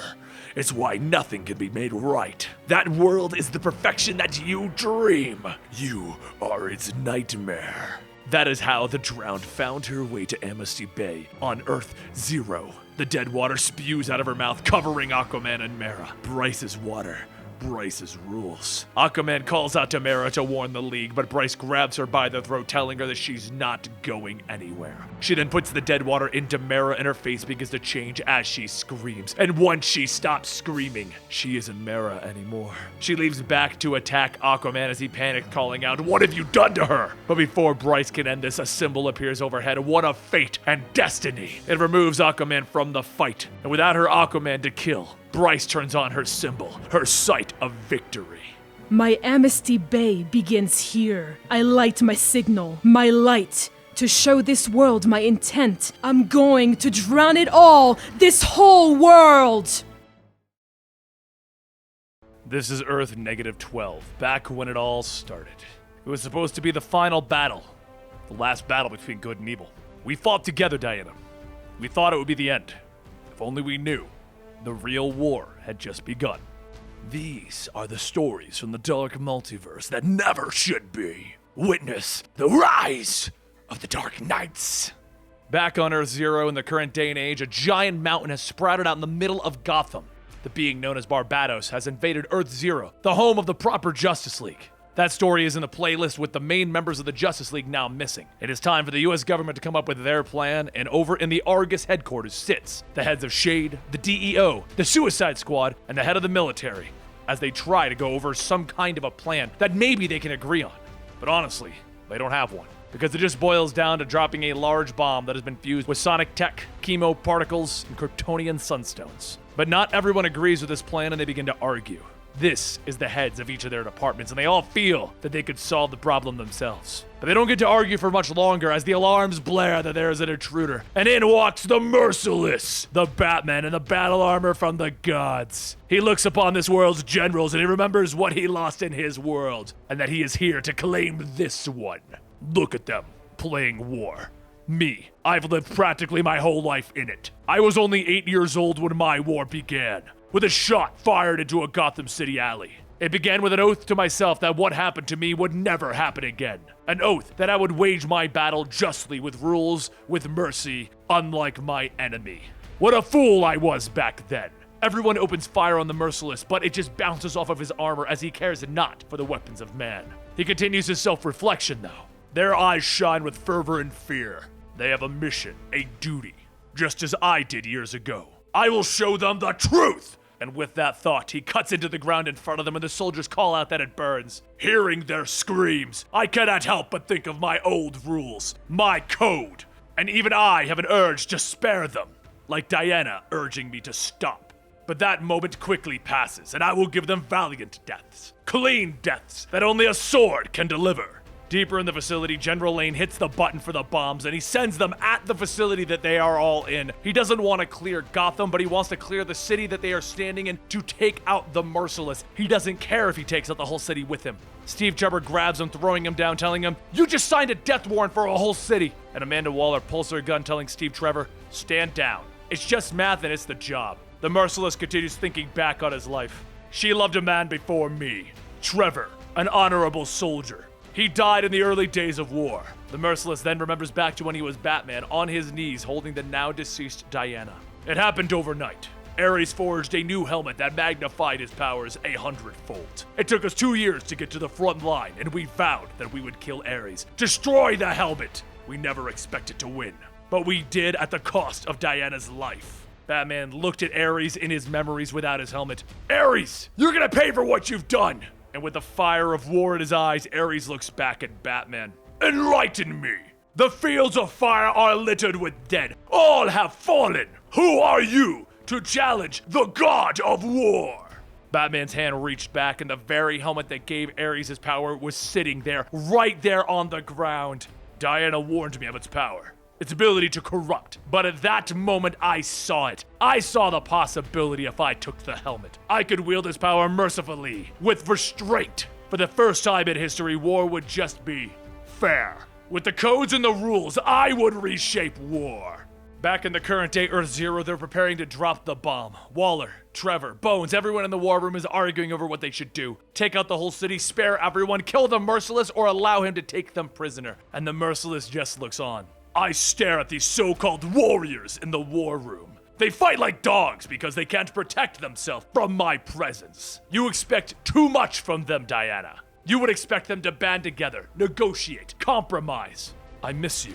He remembers back again to his own origins after he took the helmet. You would have said that I was corrupted by the helmet in the months that followed your death, killing those that I showed mercy to before, my enemies and heroes who stood against me. I would say that I was purified, that my illusions were finally, rightfully stripped away with the helmet. My whole life I've been afraid of doing what I needed to do, afraid to give myself to the battle. The helmet showed me that my codes and rules were naive, that all that truly mattered was victory. And now I would finally take that for myself. I was storming Olympus when I heard his voice, like mine, but it chilled me to the bone. What the Merciless didn't know at the time was that this is one of the darkest versions of himself. The Batman who laughed. It's a losing war, Bruce. You're playing the game right, but the rules are stacked against you. Trust me, I've been reading up. You're never going to see the end of your glorious war.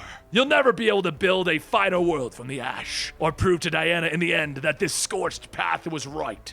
In a matter of minutes, this world will cease to exist, and if not for all of the explosions, you would have already felt its tremors.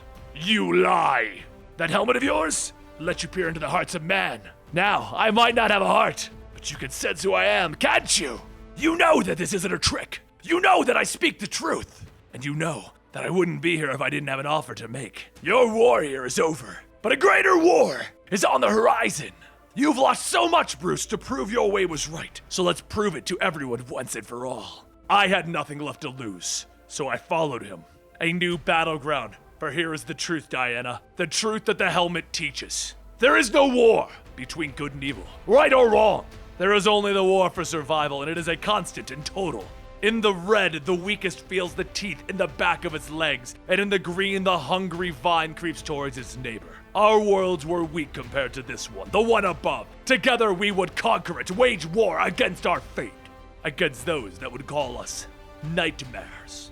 I kept my eyes on him when we arrived, as I could not look at you. Meanwhile, the team with the bomb dropped it onto the city, and there was a massive explosion, coating the whole area. Once everything was destroyed, there stood one monument, one new leader. A throne in which the Merciless sat, and at his feet kneeled the previous leaders of the government. Now they see the truth. Their precious weapon only makes me stronger. It feeds my hunger. With this helmet, I could make them fight for my amusement. But that would be merciful, and instead I'll make them watch as I conquer their world. You warned me of its power. Warned me that once I put it on, I'd never be able to take it off. I love you, Diana, and I'm sorry. Sorry that you tried to take it away from me. But what was I supposed to do when I saw that you were still alive? That Ares had only stunned you. You reached for it, Diana. For the helmet. And I had to strike you down.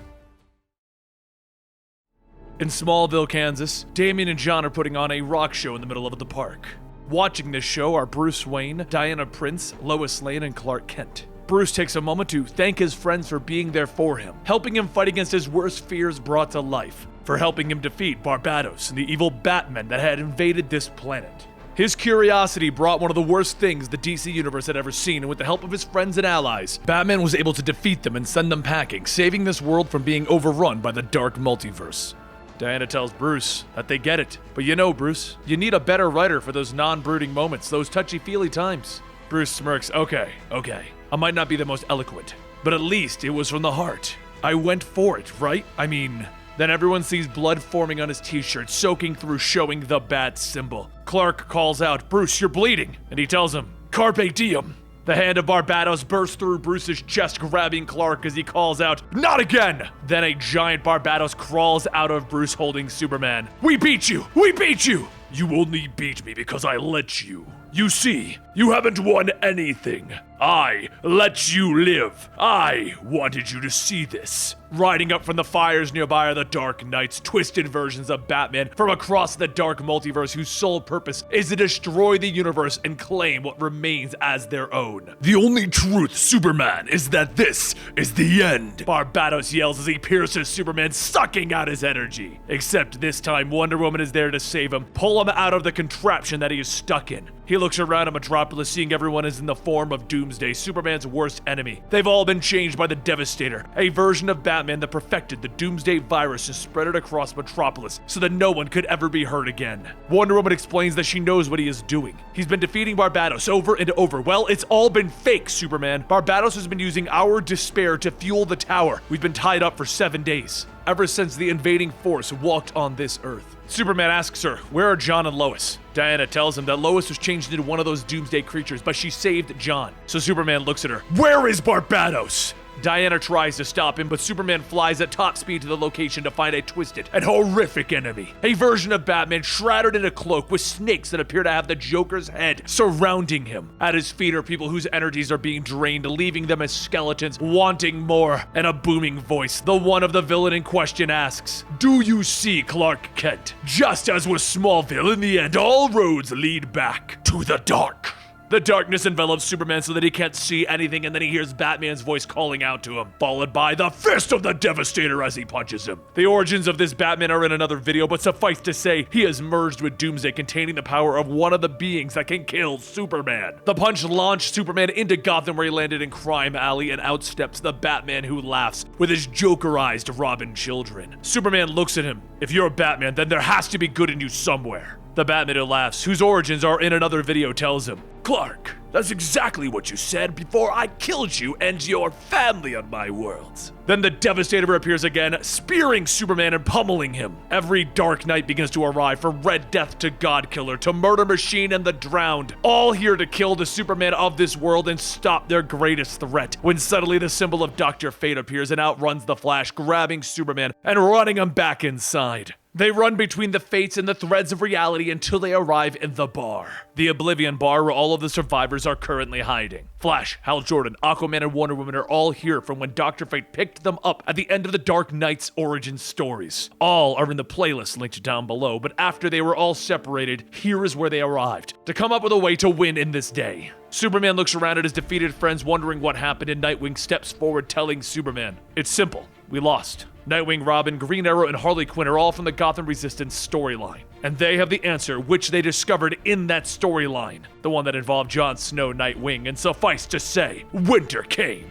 Nightwing explains the Dark Knights are too powerful. Then we need to fight them, Superman says heroically. And Nightwing tells him, Green Lantern tried. Flash tried. Cyborg was lost when he tried. And the Teen Titans and Suicide Squad, they're both gone. Green Arrow steps up. But this metal, the nth metal, hurts them. We found it in Gotham. We just need more.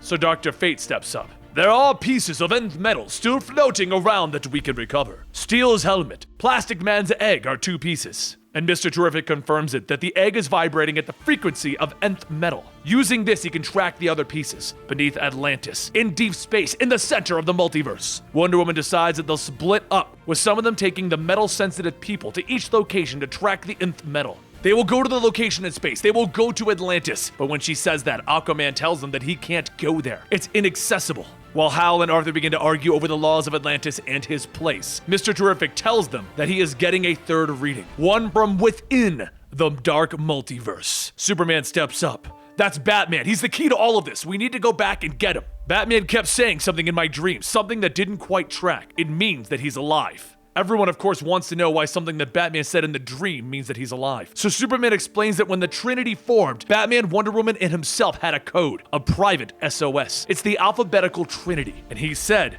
Carpe diem. It could be him reaching out through the dreams. Nightwing tells him that he felt something too. Batman was trying to reach out when they were in Gotham. But I say that we stay here and fight. Robin calls him a bastard, but Nightwing explains as much as he loves Batman, they need to save this world, or there is nothing for him to come back to. Besides, they only have 3 metal-sensitive people. They would need 4 if they're going to go into the Dark Multiverse. Then one of the Jokerized Robins appears and is stabbed into the wall as Deathstroke steps forward, and Wonder Woman tells them, this is our 4th. His armor and his sword are crafted from promethium. So we have Dr. Fate's helmet, Steel's helmet, Plastic Man's egg, and Deathstroke's weapons, each able to track a metal signal, and with that they are able to get the weapons to defeat the Dark Knights. Since the location of the Oblivion Bar has been obviously revealed as a Jokerized Robin appeared, everyone begins to feel the rumble of the Dark Knights arriving, and everyone splits up and Dr. Fate sends them on their journeys. Wonder Woman takes Kendra and Dr. Fate to the Rock of Eternity at the center of the multiverse, while Mr. Terrific and Hal Jordan take the Plastic Man egg to deep space. Aquaman and Deathstroke make their way to the bottom of the Mariana Trench, and Superman takes Steel and the Flash to the Fortress of Solitude, where the tuning fork that Batman put there is still located. The one that allows them entrance into the Dark Multiverse. As they prep the device, Flash asks,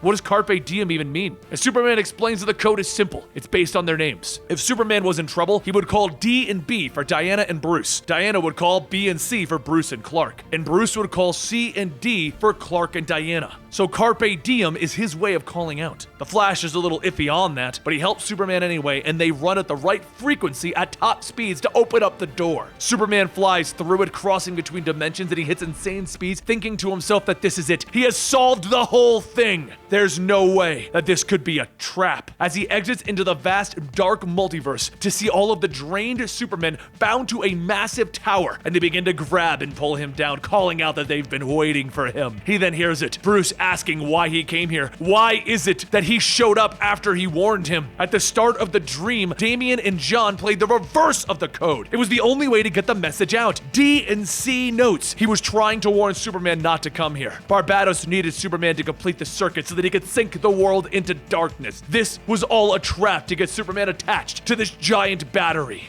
Meanwhile, back at the Fortress of Solitude, a message was shot out by Cyborg, the same Cyborg that has been missing ever since the murder machine arrived and stole his body. He manages to get it out to the League, Flash, Hal, Aquaman, and Diana. They are out of time. The Dark Knights are here and they're coming for them. Weird-looking boom tubes begin to form across the galaxy, sucking in the League members, leaving the others to find the medals. Hal, Diana, and Aquaman are all grabbed and removed from their teams. But back at the Fortress of Solitude, Flash and Steel stand there as their window opens up and out drops Murder Machine and Devastator. Steel looks at them.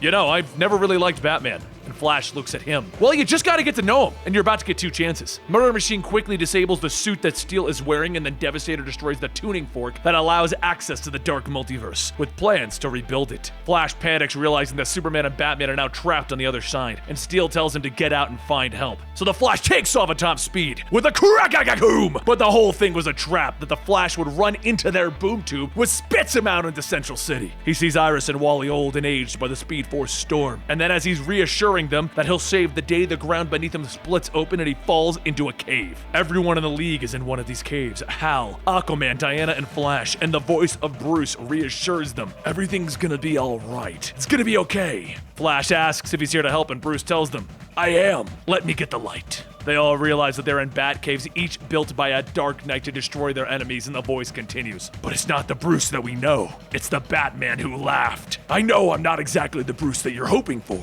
but I'm Bruce. We all are. Let me remind you of a story that we all have in common. On my world, I developed a way to eliminate the League, and then they found out and they were disappointed in me. I betrayed their trust. It was a dark time for the League, but in all honesty, it's not the worst that I could do. So imagine 7 Bruce Waynes putting their heads together. What horror we would be capable of if we were to, say, develop separate murderous bat caves meticulously designed with each of you in mind. So I hope you appreciate our work, because you're all going to die here.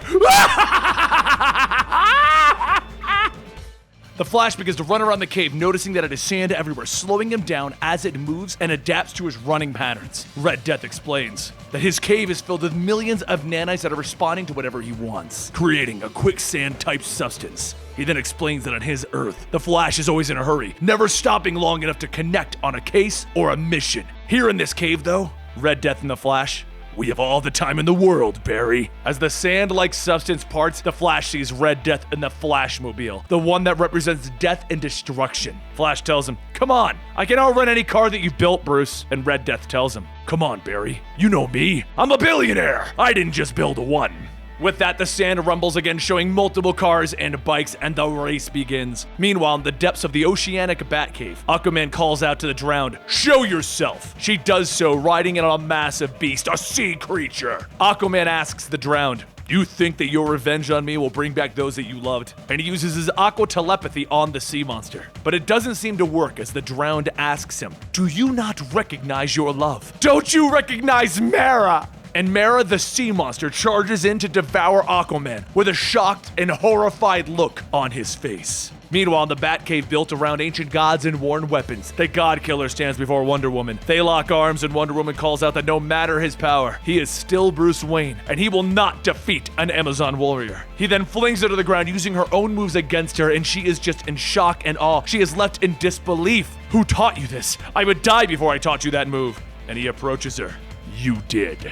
Wonder Woman gets back up, swinging her sword at the God Killer, demanding the truth as he clobbers her with his hammer. And he continues to explain, "On my world, I collected all of the coins that your deceased sisters would have used to cross the river Styx, and I reforged them into a weapon of my own. So now, you will join the Sisterhood once again, as the zombie Amazons rise before Wonder Woman." Over with Hal Jordan, he begins to recite his oath in an attempt to lighten up the cave. And the Dawnbreaker steps out telling him, "Your oath is worthless in my cave." And the worst part of all of this is Cyborg can't help anyone, because the secret weapon that the Dark Knights have against the Justice League is Cyborg himself. Back in the Nightmare Batcave of the Dawnbreaker, he uppercuts Hal, throwing him off his game. Looking around, Hal can't see him. "The dark won't save you, Dawnbreaker. I've waited so long to be alone with you, Hal." Hal snickers as the Dawnbreaker comes in, smacking him down. "Something amuses you. You, little Bruce, if that's what you call yourself in whatever sewer of a universe you come out of, you are funny. You think I fear you? You think bringing me here and showing me a few spooky voices is going to scare me? Our Batman is smarter. All you've done is get me fired up." And Hal hits him with a blast, except it vanishes into the darkness. Your ring can absorb light. I'll give you that one. It sure is new. Ring strobe. With that, Hal's position is blocked by a flashing light that the Dawnbreaker's ring is having problems absorbing. He begins dodging the Dawnbreaker's moves as he taunts him, telling him, "I've killed Kyle, Guy, John, and even some of the Guardians. No one was enough to stop me from avenging my parents' murder. What makes you think that you can, Hal?" "Because, Bruce," and with that, Hal appears with a giant construct battlesuit, smacking Dawnbreaker down. "You can never fly with me." He begins to throw him down again. "This is for Guy!" And then he tosses him into the ceiling. "And Kyle!" And then he crushes him again. "And John!" And with that, Dawnbreaker vanishes into the darkness again. Hal begins to float around looking for him. "You stepped up to the mic with your emo crap, but I'm here to rock." "Then by all means, Hal, play!" So Hal cuts off his strobe effect and allows the willpower to grow, to boom, to become him. And he explains, "My ring, Dawnbreaker, this one wasn't given to me. I made it, forged of my own willpower. I don't wear it, I am it. I blew up Warworld. I came back from the afterlife and rescued gods. And now, I'm gonna burn you out." Using the darkness from his own ring, Dawnbreaker forms up every villain of Hal's for him to fight, all to cause him fear and dismay. But Hal Jordan, he looks at them all. Who's next? But in the end, as with all of the League members, the Dark Knights prevail, and the Dawnbreaker drags him out of the cave. He brings him to the rebuilt tuning fork where we see all of the League members defeated and being carried to it, being strapped to be sucked of their energy. And once again, their secret weapon, Cyborg. He sits helpless as the murder machine tries to tap into the Element X in his computer systems, because once the Dark Knights have Element X, they win. And where is Cyborg? He's in his own mind, trapped there trying to battle against Murder Machine's programming. But there's something else in his systems, something that maybe the Dark Knights weren't planning on. The Mother Box, a device born of Apocalypse, Darkseid, and the New Gods. This device seemingly has unlimited amounts of power and can do anything from teleport you across the multiverse to turning you into a god. Cyborg's core programming was built from a Mother Box, and now it is warning him that he needs to stop fighting the Mother Box programming. He has to allow it to to absorb him, to become the true multiverse warrior that he is meant to be. He just needs to remove his human side and accept all of the Mother Box. Become the multiverse's guardian. The entire multiverse is at stake if the Dark Knights win. And Victor Stone begins to wonder if this is what he should do, if this is his fate, until another voice can be heard. Someone calling out to him, "Don't do it, Victor. Listen to me. My connection to you won't last long, but you can't give up, Victor. I've been watching you, and you feed off of your own failures. Build on them. The Dark Knights want you because of the Mother Box, but you having the Mother Box isn't what makes you special. It's your heart. Don't give in. Don't give up. I'm here for you." Victor thinks about that voice, and he considers merging with the Mother Box, and then he simply says, "Ping." Out at the tuning fork, the Alfred protocol begins to fade away as the Murder Machine's connection is broken and fading. Because behind them they hear, boom! You wanted to dismantle me for the element X. Mother Box wanted to erase me and become me. But you know what? I'll always be Victor. And now, Dark Knight, you have to deal with Cyborg 1 million, baby! And I need my team. With that, he frees the Justice League members, breaking Murder Machine's protocols even further. Murder Machine looks at him. Cyborg is using his connection to the Mother Box to draw his power directly out of the multiverse. The League all begins to prep up. And now you have to fight us because you tried to ambush us. And we don't fight alone. The music begins to blare with the Batman who laughs, asking, "What is that music?" Cyborg lets the energy flow. I'm blasting my theme song through my speakers. I'd play it whenever I wanted to get the team pumped up when the ball was at the 1-yard line. He smiles at the Dark Knights. Hike! They all leap into battle against the Dark Knights as the Batman who laughs reminds them, "Each of these Batmen defeated the entire League in their world, so this League doesn't stand a chance." But as the League is pushing back the Dark Knights, Cyborg reminds them that winning the game isn't about having a strong team on the field. It's about a strong bench. And with that, Dr. Fate, Deathstroke, Mr. Terrific, and Kendra all warp in through a boom tube to the battle. They continue to battle as Dr. Fate tells Cyborg, "Everyone is free. We should leave while we still can before we get captured again." But Cyborg tells him, "Hold up, I gotta find the person who helped me." He looks around and he sees Raven, trapped in a cage, and he tells her, "I came for you." She looks up with sadness in her eyes. "Please tell me you didn't give in to the Mother Box, Victor. Please tell me you were you, because if you did, if you resisted, I have hope." "You're a lot stronger than you think, Raven, but let's get you out of here, because together, clearly, you and I are stronger."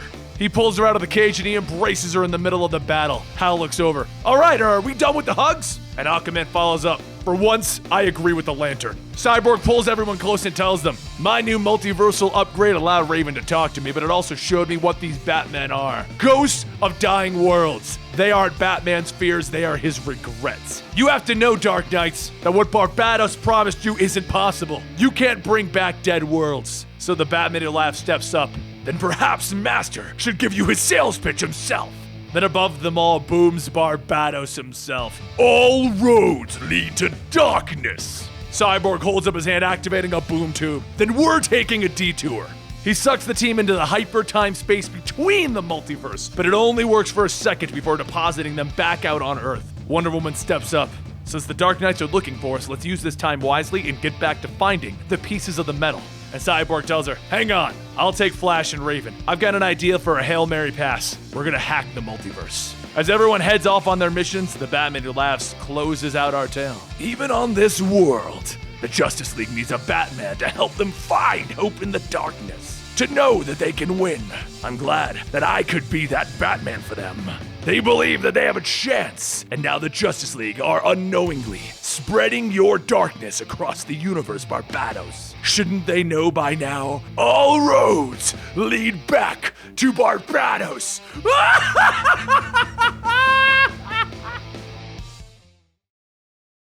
I should have seen it from the beginning. I should have seen through the bright colors, those friendly eyes, the Boy Scout grin. I should have known what you were doing to me and what you were doing to all of us. You told us all to love each other, to tear down the walls that kept us from trusting each other. We wanted to believe you. We wanted, more than anything, to believe that the strongest man in the world was there to save us, that we could let go of our fear and hope again. And then we see in the snow the Devastator, a version of Batman that's been injected with the Doomsday virus, and right now he has crushed Firestorm, Wally West, and both Simon Baz and Jessica Cruz. As the Devastator is crushing Lobo, he continues to think back on his thoughts of Superman. Because while everyone thought Superman was hope, they were wrong. I remind myself that this isn't my world. our world, but I see the same echoes everywhere I look. Barbatos tasked me with a crucial mission to retrieve the cosmic tuning fork underneath the Fortress of Solitude and bring it to Gotham City. If you're just now joining us, Barbatos is the being that started the incursion of the Dark Multiverse into the proper DC universe. He's leading the invasion, and the tuning fork is a device that Batman held that allows people to go into the multiverse. The heroes came here to stop Devastator, treating the Fortress of Solitude, the location of the tuning fork, like it was hallowed ground. But Devastator took them all down one by one. Now, with only Lobo standing, he takes a swing, telling the Devastator, "I'd hate to see what your Robin looks like. You don't impress me, Lobo. You depress me. On my world, you are one of the most fiercely independent and dangerous beings in the universe, and here you stand with compassionate fools." The Devastator throws the hook into Lobo's chest and he begins to spin him around over his head. "The rot goes deep in this sick, sad world, doesn't it? I'm here to burn it out of you." And he throws Lobo into the sun. Hope is like a virus, Clark. It forces people to let their guards down. It blinds them until they can't fight back anymore. But this isn't the first place the Devastator went. He went to Metropolis the day before this, where he ran into Lois Lane at the Daily Planet. He shook her hand with the intention of spreading something known as the Doomsday Virus, which infects and changes people into Doomsday monsters. Lois looked at Bruce as he was changing into Doomsday and asked him, what did he do on his world? He replied as Devastator, telling her, "I made it so that he can never hurt me again. I need you to listen to me, Lois. I wanted to do what I never could on my world. I wanted to save you from him." That's when we see exactly how it went down on Earth -1, the world where Batman became infected with the virus. He remembers it so vividly because it was one of the most frightening moments, as no one knew how it had even happened. Was it a solar storm that altered Superman's mind? Was it Darkseid or Mr. Mind or a new type of kryptonite? Something turned him against everyone. The superheroes spent weeks trying to find the answers because they knew in their hearts that this destructive force that was killing everyone couldn't be Superman. He was the best hope. He was the best of them. He would never tear down buildings with his bare hands for sport. They tried and they tried to save Superman, and it wasn't until he killed his own wife and child that Batman finally realized they had to stop Superman. As he stood over Batman with the kryptonite spear laying nearby and blood coming out of his mouth, he looked at him. "I never understood how the other Leaguers would stand in the shadows talking about how you could beat me, Bruce. I can split you in half. I can freeze you with a breath. I can break every bone in your body. And what do you have? A spear? Do you understand how weak you all are to me?" "Yes, damn it, I do. And now, you won't hurt me again." It was at that moment that Batman injected himself with the Doomsday Virus, changing himself into the one being that could kill Superman. He worried that he would stop in the end, that he wouldn't kill Superman because they were friends. But as the bone armor formed around him, his heart hardened, and it felt great to pummel the Man of Steel. He breathed kryptonite gas into Superman's mouth, and the bone shards all jutted out of his body, killing him. The kicker is that he could have used this virus to save the whole world, give it to everyone to protect them from Superman, but in the end, it was too late. Most of the world was dead and gone.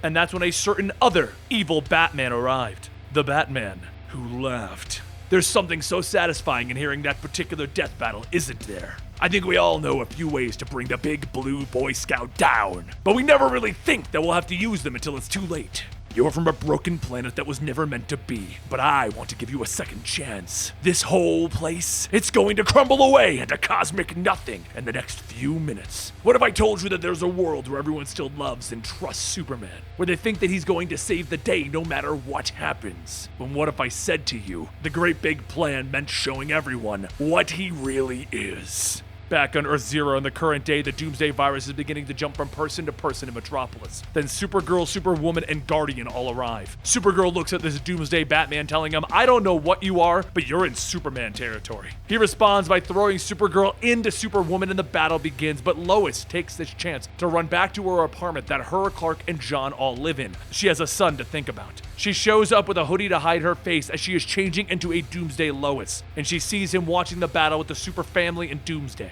But before he can jump in, she tells him to go into the room in the back. It's their panic room, and it will seal so tight that Superman himself can't even get in.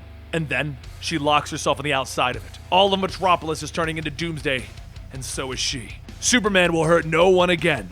And so this brings us back to the Fortress of Solitude, where Devastator has destroyed everyone protecting it, and he's walked in. He picks up the tuning fork, jumping into the sky, moving it to Gotham, where the next stage of Barbatos' plan can begin. The very foundation of reality is about to be torn asunder and be broken. Because of the Dark Knight's worlds are doomed, so should this world. It should be broken. Out in the Dark Multiverse sits all of the Supermen that Barbatos has conquered, all pinned to his device to allow the multiverse to be broken.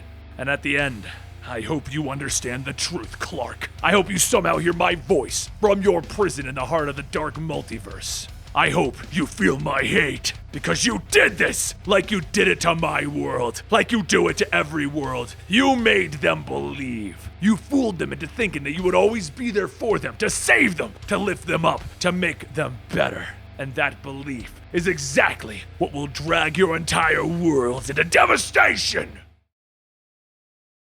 I know you're scared right now. You don't need to pretend.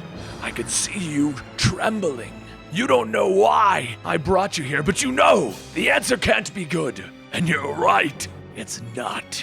In front of us is the Batman who laughed. A man with the face paint of the Joker and a spiked helmet obscuring his eyes. He is clad in leather, and a table full of cards lays out in front of him.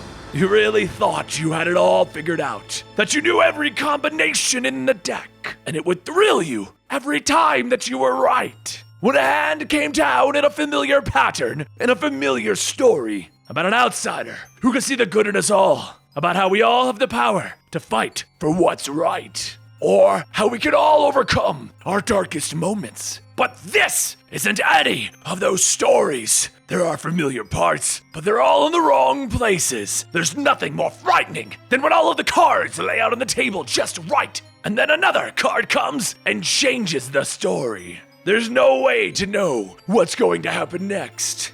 So, let's tell you the story of how this twisted Batman came into existence. And this story, it begins on Earth -22. On this world, Gotham is burning with explosions going off everywhere, and one insane man, is standing over Batman looking down at him. As an explosion goes off yet again, he speaks. Which one was it, Bats? Mercy Hospital? Or maybe Gotham General? It's hard to keep the chaos straight this late in the game. Batman is on his knees, bound up and bleeding. He's also not replying. Oh, come on! You have to get into the spirit of this kind of thing! I made sure that the drugs wouldn't affect your mind and just paralyze your body. Batman struggles to get out some words. Look, I know this must be very hard for you. It's hard on both of us. Do you have any idea how many charts you need to coordinate to systematically kill an entire city? Well, I guess you wouldn't, because that's your one rule, isn't it? No killing, you and your pals. Like good old Jim Gordon. Right at the end, I heard him telling you over the radio to bring me and buy the book, Batman. And when I finally got to him, he understood. I saw it in his face, in his eyes. You know, before they dissolved. He called for his girl in the end, but it was hard to hear as his jaw was melting. But I understood. You see, Batman, you and I, we need to evolve. No more by the book. I burned that thing. I just want to find the breaking point. It has to exist, Bruce. I know it does. He kicks over Batman, throwing on his coat and pulling out a pistol as a couple with a young child is presented in front of him. Oh, look at that. It's a young family heading back from the theater. Batman struggles.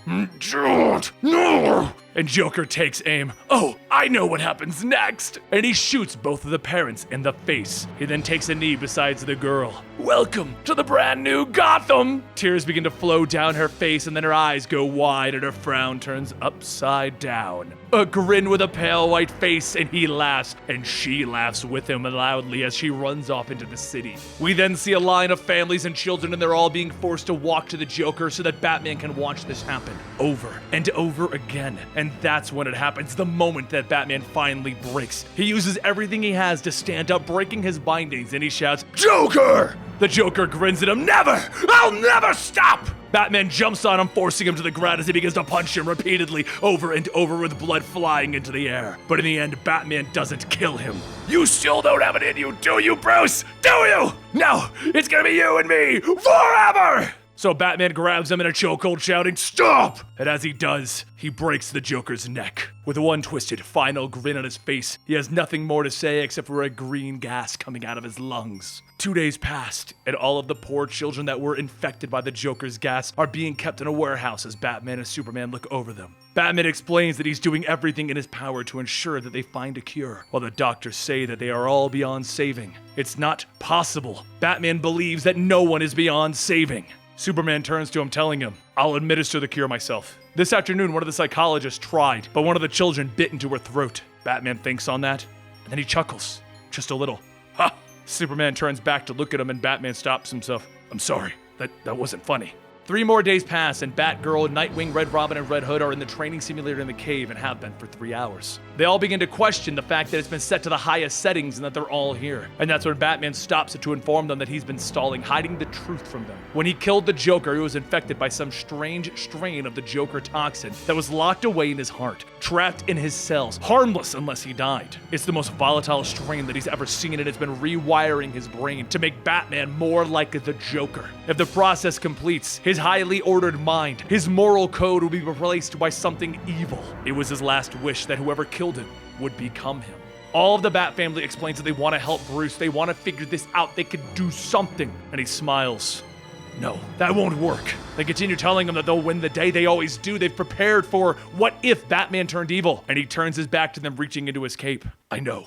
That's why I brought you all here. Because you would be the first to notice if something went wrong with me and be able to stop it. And I'm sorry, but I can't allow that. So I did something you weren't prepared for." He turned around with 2 automatic weapons, shooting all 4 of them with a twisted grin on his face. 1 more week passes and we go to the Watchtower where the entire league is dead on the ground. Wonder Woman, the Flash, Red Tornado, Martian Manhunter, all dead in a bloody mess, with Superman being the only survivor, but his eyes affected by something. "You know, I've been thinking a lot these last few days about the man that I once was. I just walked through the Justice League trophy room and it struck me how many weapons we've gathered over the years. I remember how I justified bringing them here. You thought they should all be destroyed, but I pushed. I wanted to know how they worked. And I do, Superman, how to operate doomsday machines that could level entire cities in seconds. But now my mind is right, and I wanted to use them. I wanted to use each and every one of them on you. But why, Bruce? Why did you do this?" "Because I wanted to, Superman. Hell, I'm disappointed that I could only do it this once. Do you realize how many ways I know how to kill you?"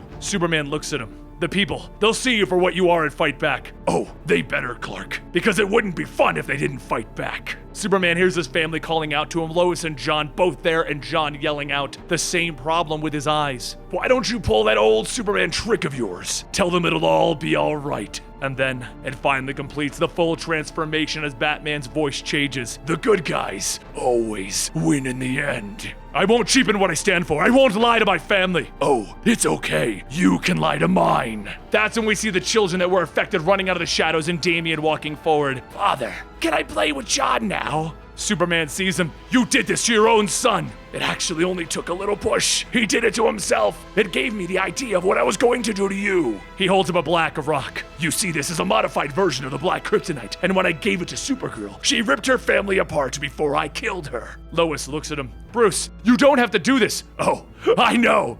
Catch." He throws it at them, and that's when we hear Superman and John both try to fight it, telling Lois to stand back. And we hear the breaking of bones and the snapping of flesh. Batman turns his back to the mess and he draws, with blood, a smile on the wall while he laughs.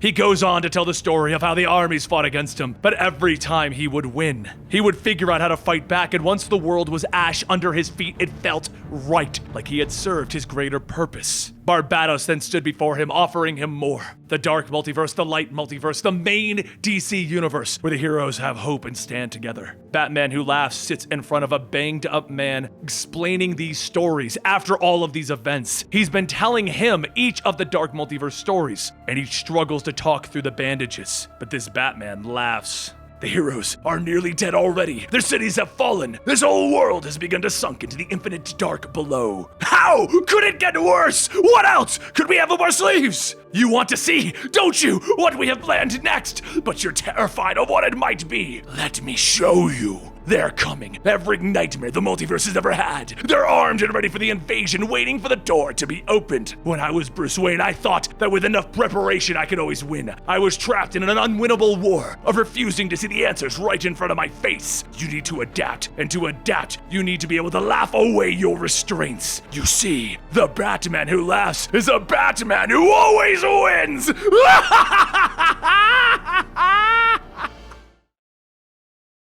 "I see you," says the elderly Bruce Wayne sitting in a chair in his study. He glances over at the door where his granddaughter is poking her head in.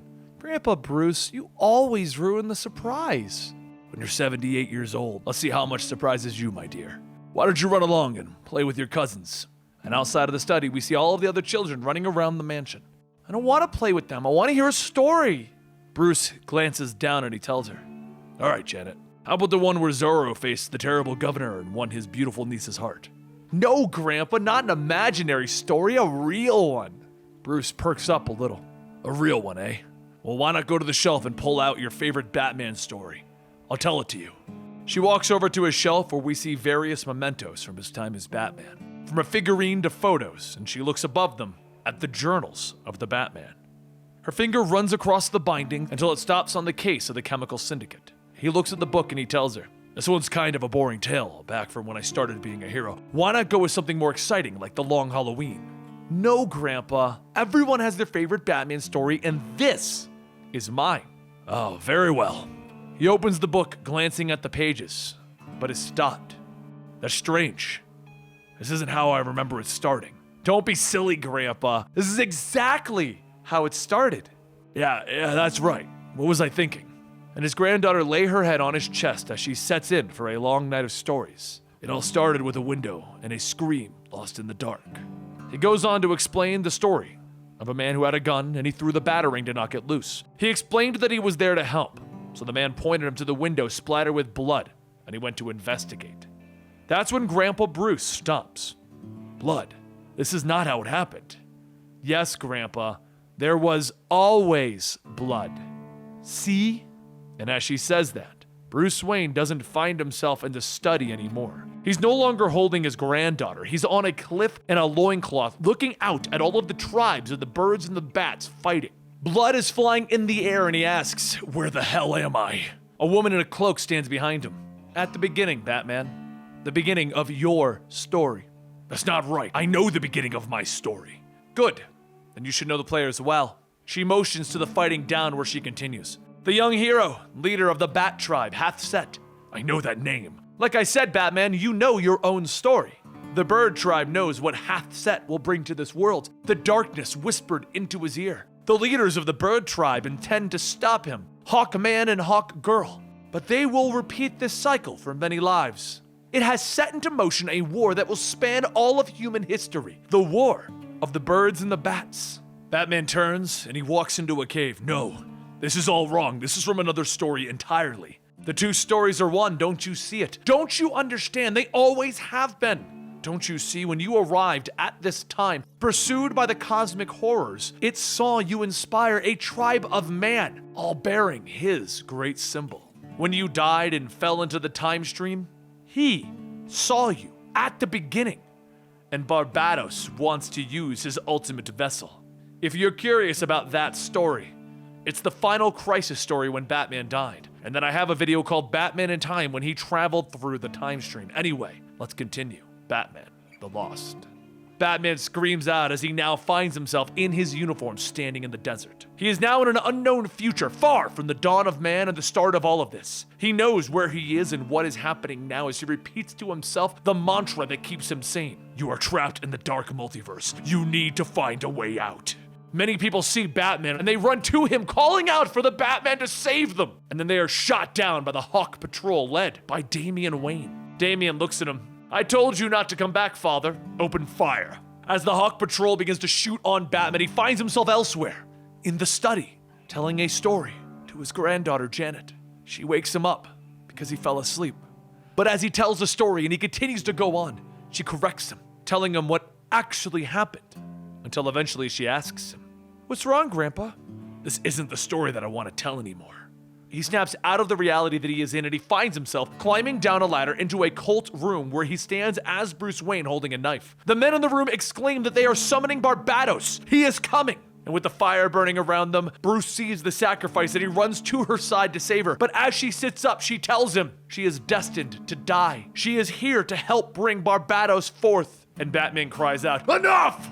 He finds himself in an alleyway with spotlights in his eyes and friends nearby. A Green Arrow that he doesn't recognize and a Batgirl that is new. He calls out that he needs to find the dimensional doorway, the dimensional window. And the Dark Multiverse wants him to go deeper, but he needs to rise up, rise out of the Dark Multiverse. But with each of these worlds that he falls into, it's another universe in the Dark Multiverse. He is tumbling, spiraling throughout the entire Dark Multiverse, and none of these places are happy places. As the Joker gang gets ready to fight, he stands tall, telling them, "I'm not running anymore." And that's when he finds himself in the early days yet again, with his purple forensic gloves and a man falling into a vat of chemicals. He then finds himself as Alan Wayne, overlooking the city of Gotham as a Talon from the Court of the Owls stabs him. He then runs out into the street in a robe, crying out that he is Bruce Wayne. He fights crime with Superman and Wonder Woman. He falls into an open manhole cover as the descent into madness continues. He finds himself in space, and then he breaks out of the space station that he is in with Harley Quinn as his granddaughter tells him, "Grandpa, you're messing up the story." Batman begins to realize what's going on. Like hell I am. I'm getting out of here. And he finds himself in the original story again. I'm Batman and I am lost in the Dark Multiverse, but I always win and I will this time. I will find a way out. And his granddaughter shouts, "No!"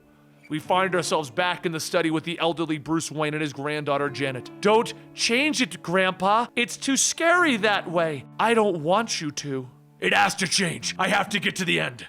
And the granddaughter grabs the book. "I'll show you the goddamn end!" She tears the book out of his hands, jumping to the ceiling with red eyes and long twisted limbs. Batman calls out, "Come down and face me! Behind it all, Bruce! Look behind it! Don't you see? I see nothing. I know what you see. Behind it all, you see dark birds and bats working together to shape you from your first case. Beyond it all, you see worlds where you fail fighting as you do now. Fail for doing more. Fail for doing less. You see the dark, empty truth of yourself. The answer to your first and last case." Batman looks around the room until he finds himself in the window. "Where are you?" And the reflection looks back at him smiling. "Oh, I'm right here. You, Barbatos, you twist my story. I made your story. I've always been here, right in this window.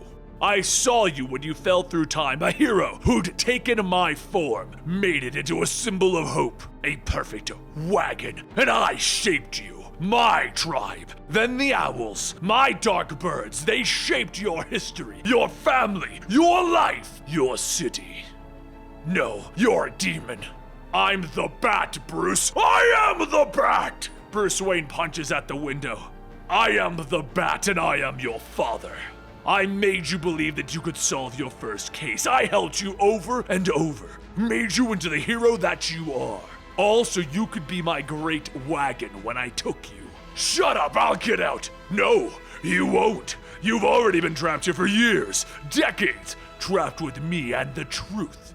Batman leaps out the window shouting, "No!" And in front of him is the entire Dark Multiverse, the worlds of death and destruction in the name of Batman. And the god of it all, standing over Bruce, is what appears to be Barbatos. Yes, the truth is you are nothing without me. You are plain, less than plain. This place, my realm, is full of worlds created from fears and failings. And you have more than any other hero, my son. Whole galaxy of worlds built on the terrors in your heart. I showed you 3, but there are thousands. People think that you are the hero of humanity. They strive to be you, but look at what you are without my help. The Dark Knights are the real you, Bruce. I plucked the ones that I needed, the darkest ones, and I brought them through the window, just like I came through you years ago.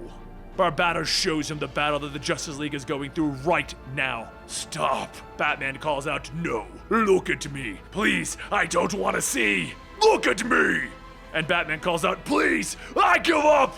And that's when we return to the prison given to our hero. Grandpa Bruce is sitting in his chair and his granddaughter is waking him up. "Grandpa?"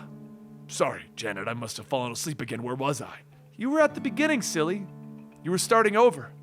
"Of course, dear. It starts with a window and a scream, lost in the dark." Then we see where Batman is actually, bound and drained of his life force at the tower, at the center of the Dark Multiverse. As Bruce is held in the Dark Multiverse of the battery fueling the darkness, he begs, "Please, no more." Just then 3 Superman clones lift him up, telling him, "Easy now, we're here to save you. And the good news is, we no longer need you." With Superman coming here and becoming the Great Battery, the Earth is slowly coming within reach. Soon we'll be able to cross over and claim it for ourselves. But we should hurry along and get far away from Superman. It's time to go gently into that good night. Bruce pulls back, taking the glove off of the Batman-themed clone, shouting, "Like hell I am. The real Clark never had any imagination for weapons. If you are his greatest fears of me, then this tech is based off the things that he saw in the Batcave, and I know my own toys well. This gauntlet is called Five-Finger Death Punch, and it's got every color of kryptonite from gold to periwinkle. One makes him sparkly, another's gonna make your flesh dissolve. What I can't really remember is which is which. The question is, how super are you farm boys feeling today?" One of the clones says, "Anything you use will affect your Superman as well. You wouldn't dare." And Bruce stops him, telling him, "You've had me locked up for 30 years. You have no idea what I would do." Bruce then starts shaking his Clark, telling him, "You need to wake up. You're at the center of some raging." But then he stops as the clones push towards him, and Bruce remembers something the Dream told him. "Call me in the place of the Black Sun." He yells out, calling to Dream to help them, and suddenly, poof. Meanwhile, over at the Rock of Eternity, the cosmic center of the multiverse and the home of the great wizard Shazam, Diana, Dr. Fate, and Kendra are holding their own against the Ancient Guardians, and Diana asks, "What monsters are these?" Dr. Fate tells her that they are the personification of the seven sins. They should be welcoming them. Something isn't right here. Kendra finishes shooting one of the Guardians, stating, "Something's wrong?" Huge surprise! Diana rides another Guardian as it barrels through the doorway, and Kendra yells that she warned them that coming here was going to be a mistake. Diana then swings her sword down, splitting the Guardian's head in half, stating, "By the gods, the only mistake that we can make is not trusting each other." As the Guardian falls, Diana hops off, telling Kendra, "I could use the lasso, but you are my friends. Why are you so certain that we will fail?" Kendra says that Carter left from here when he ventured into the dark. The nth metal here is probably his mace. But as she goes on, Arthur radios in that they discovered something at his location. There's been a murder at the ancient burial ground of Atlantis. As Arthur walks up to the temple of the first king, Orion, he asks one of the fish what he saw. The fish tells him darkness. Those who came blinded them. Who would do this to the sacred temple? Slade Wilson, aka Deathstroke, looks at the glowing glass and he stabs into it, telling him, "Whoops." Arthur slams his head down, shouting, "I told you before, anyone who touches the tomb is banned from Atlantis forever." Slade tells him, "Go ahead and sue me. I really don't talk to fish. But before you harpoon me, why don't you take a look?" Arthur then looks into the hole and he says, "Gods, a portal?" Slade tells him that he can sense the nth metal down there. Time to sink to new depths, huh? Meanwhile, over at Thanagar Prime, Hal messages Diana, telling her that the Eagles have landed. They are en route to meet with the High Ruler to request whatever the nth metal here is. Diana tells him to make sure he gets it, at all costs. As the Thanagarian guards walk Hal and Mr. Terrific along with the plastic man-egg, Hal says that he still doesn't understand how he didn't know about this place's existence. Mr. Terrific tells Hal that this is what they call a phased presence. This place exists at multiple places at one time. A voice then calls out to the two of them, welcoming them, and says to allow him to introduce himself. His name is Onomar Sin, the ruler of Thanagar Prime. Terrific kneels down, stating, "Lord Sin, we are here on a vital mission. The Earth has been attacked by the Dark Multiverse. We have come seeking." But before he can finish, Onomar says, "The nth metal, I know. I have consumed what we had left. It is now in my cells. For eons, I was the nemesis of the Thanagarian Empire, but now I have taken my rightful place on its throne with the help of my new ally, the most powerful telepath in the universe." Starro pokes out from behind the throne and telepathically yells, "Ha ha! I'm back, losers! You thought I was dead, but I regrew myself from a piece of my own tentacle! Now get this, I no longer need my psychic face spores to control your puny minds, just my will and an eyeball." Mr. Terrific steps up, telling Onomar that he must ignore this psychopath and listen. If Barbados sinks the Earth, everything including him will fall. Onomar laughs, telling him, "That's where you're wrong." A screen appears projecting an image of a giant cannon, and Onomar tells him that the Thanagarians have known about the Dark for eons, which is why they've watched them so closely from this invisible perch and constructed this, the Phoenix Cannon. Fueled by super metals, it is capable of raising the Earth should the legions of the Dark ever cross over there. It is locked onto Earth's core, and it will never change targets. At first, I thought of destroying the Earth and being done with it all, but then I had an idea. And now, thanks to you, you have brought me the final piece that I needed. Take them away and grab the plastic man-egg! One of the guards throws a net over Hal and Mr. Terrific, and as Hal tries to use his ring, he realizes nothing is happening. Starro yells that the ring is not the problem, chump! It's your stupid brain! I have slowed the synapses of your frontal cortex, making it so that you can't even create a full train of thought! Hal shouts, "That's impossible! My will is stronger. I'm going to..." Wait, what was I? Elsewhere, Superman begins to wake up asking Bruce if he's there. Bruce tells him that he's here and they might be lost in the dark. And then a voice says no, not lost. And then Dream appears before them. Bruce lunges at him shouting, "Do you realize how long I've been trapped? You did nothing to stop this from happening. Why help now? If you cared so little." Dream waves his hand, sending the two of them through the pages of a book, telling them not to presume what he may or may not care about. He is Daniel, Lord Shaper, the Dream Weaver, the king of the Riddle Realms. Some call him the Sandman, but this story is far more personal for him than they understand. As the light shines, Clark and Bruce find themselves floating into a library, and Clark says that this place feels alien, yet so familiar. Dream tells them that it is because they have been here many times before. Every night when they sleep, they walk through this domain. The place is the Dreaming. This book belongs to Lucian. This section is reserved for stories that have never been told, made from the horrors of the human heart. But slowly they are becoming reality by the doings of Barbatos, the Destroyer. These books should be burned. Should this continue, all of the dream will be consumed, and with it, all of the stories. Clark then asks why not just help them fight Barbatos, and Dream tells him that he cannot stand beside them, but he can give them something. He takes a pinch of sand and he blows it, stating that he can give them a story. Soon the walls begin to fade, and Dream begins to take the two of them to the World Forge. It is here that he says the dark came from a great spark. The spark created two opposing existences, matter and antimatter, and with them came the brothers to monitor over all that was created, and a third being tasked to watch over what had yet to come.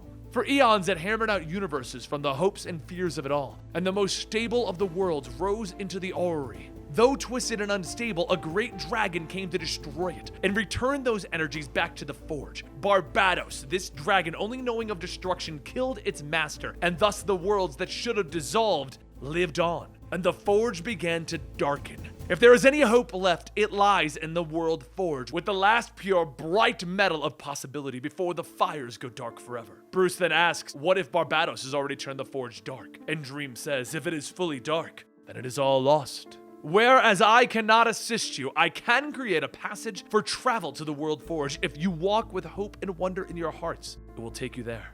If not, you will be lost in the infinite vastness of the Dark Multiverse forever. A light begins to shine and Clark says, alrighty, it's time for us to go. As Clark begins to move, Bruce pulls him back, telling him that he can't. Dream said that he has to hope and wonder. He doesn't have that anymore. Clark shouts, "You're Batman, damn it! You give others hope. They see you and they're filled with wonder about what they can achieve. There must be one thing that you can think of." Bruce pauses and then smiles, telling him, "Damien."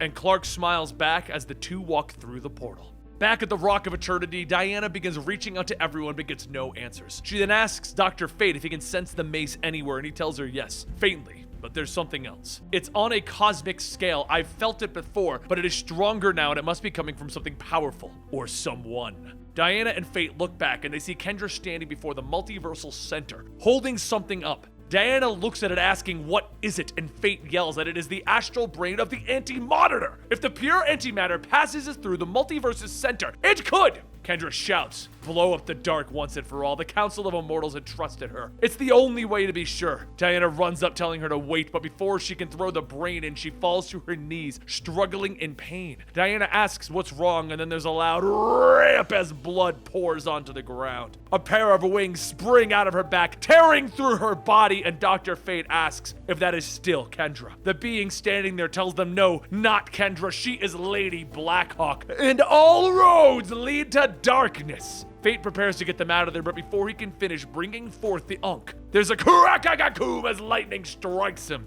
Black Adam then floats down, telling Diana that there will be no saving today. Diana asks why, and he tells her that he is one of the Immortals, as was Kendra. He has lived long enough to know when to fight. So Vandal Savage and himself struck a deal with Barbatos. Now give him the brain, and things will be almost painless. At that time in the Forge of Worlds, Bruce and Clark walk through the portal and they land, and they can see that they are too late. The Forge is dark. Clark says that this can't be how it ends, and Bruce says that Carter swore in his journal that this was supposed to be the place of creation and beginnings, and then a booming voice says, "I was wrong, Bruce." The two turn back to see a giant hawk creature and a voice continuing, "I am Carter Hall, Dragon of Barbatos, Keeper of the Dark Forge."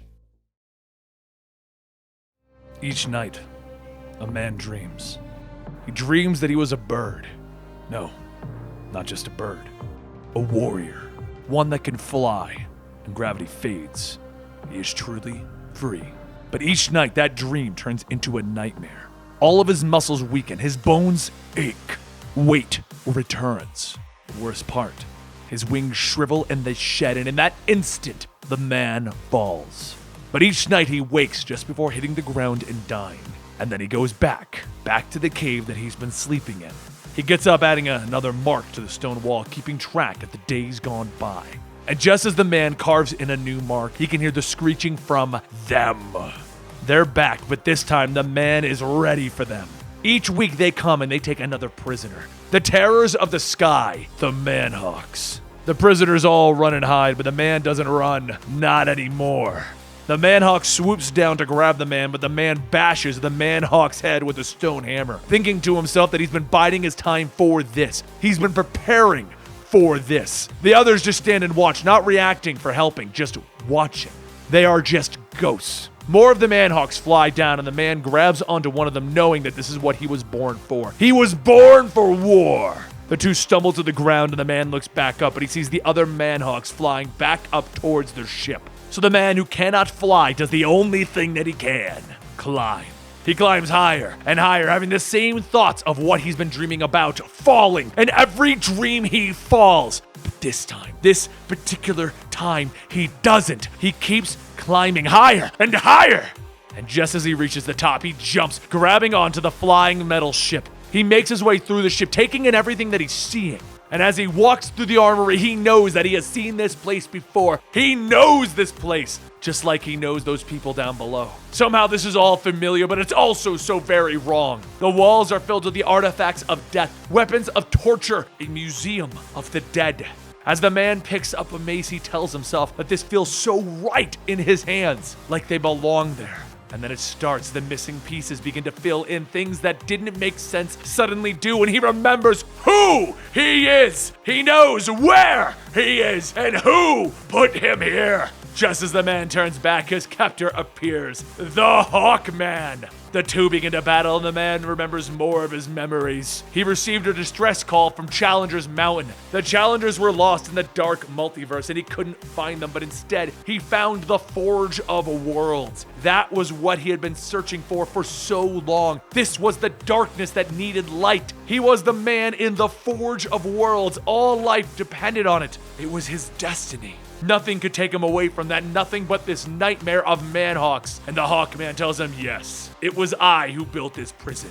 The two of us share thoughts. We know everything about each other. And the man shouts that he is a mistake, a cosmic accident, nothing more. The Hawkman asks him, do you really know who you are or what you've become? You were Carter Hall, the great explorer driven by nothing but discovery and love. Now you're an engine for the end of discovery. You will wither and die, killing all possibilities in your wake. The Hawkman laughs. Maybe I should go after Kendra.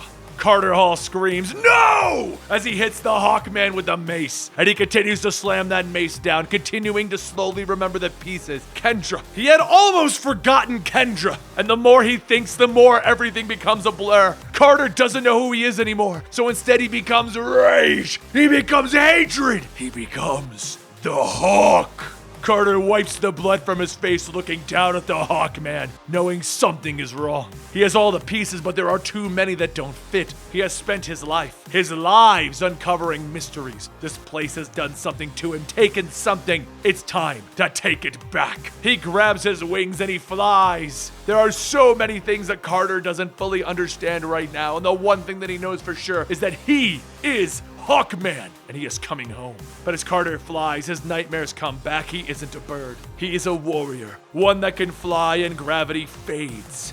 He is truly free. Just like the nightmares, the wings shrivel and they fall apart, leaving Carter back to where he once was before, afraid, alone, falling. Gravity returns, pulling him back into the blackness that is below. And this is the state that Carter Hall exists in, as he is currently the destroyer of worlds. In the current age of Gotham City, Barbatos sits upon his tower, asking, time yet? The Batman who laughs tells him, "Yes, my lord. It is time for him to wail. We may have lost Superman's powers, but his voice will shake the strings of the multiverse. The anti-music will bring the hordes of the dark here to this world. Open up and call forth the Dark Army." Barbatos lifts his head and slowly begins to open up his mouth, preparing to release the universe-shattering scream. And back in the Forge of Worlds, Superman tells Batman that he can hear something, some kind of horrible noise. Batman shouts to him that he needs to focus. They need to try and get through to Carter. But as Carter breaks down his hammer, Batman and Superman leap from platform to platform to avoid falling into the great lava pit below. Superman tells him that it's too late for them here. The forge has gone dark. And Batman yells, "We can't believe that. Daniel said the metal in this forge would slay Barbados if it was bright." He then runs off the last platform, stating that there is some light left in the metal down there. We just need to get there. Back with Arthur and Deathstroke, the two exit the portal in the downed Atlantis and they arrive in the center of the Earth. Arthur Curry looks at the burning magma contained in the sphere and he says that this is the form of Atlantean technology protecting us from the heat. But it's some kind of hybrid. Deathstroke tells him, "Look, I can sense the nth metal in this orb. How about we try and figure out how to operate this thing and get on with it?"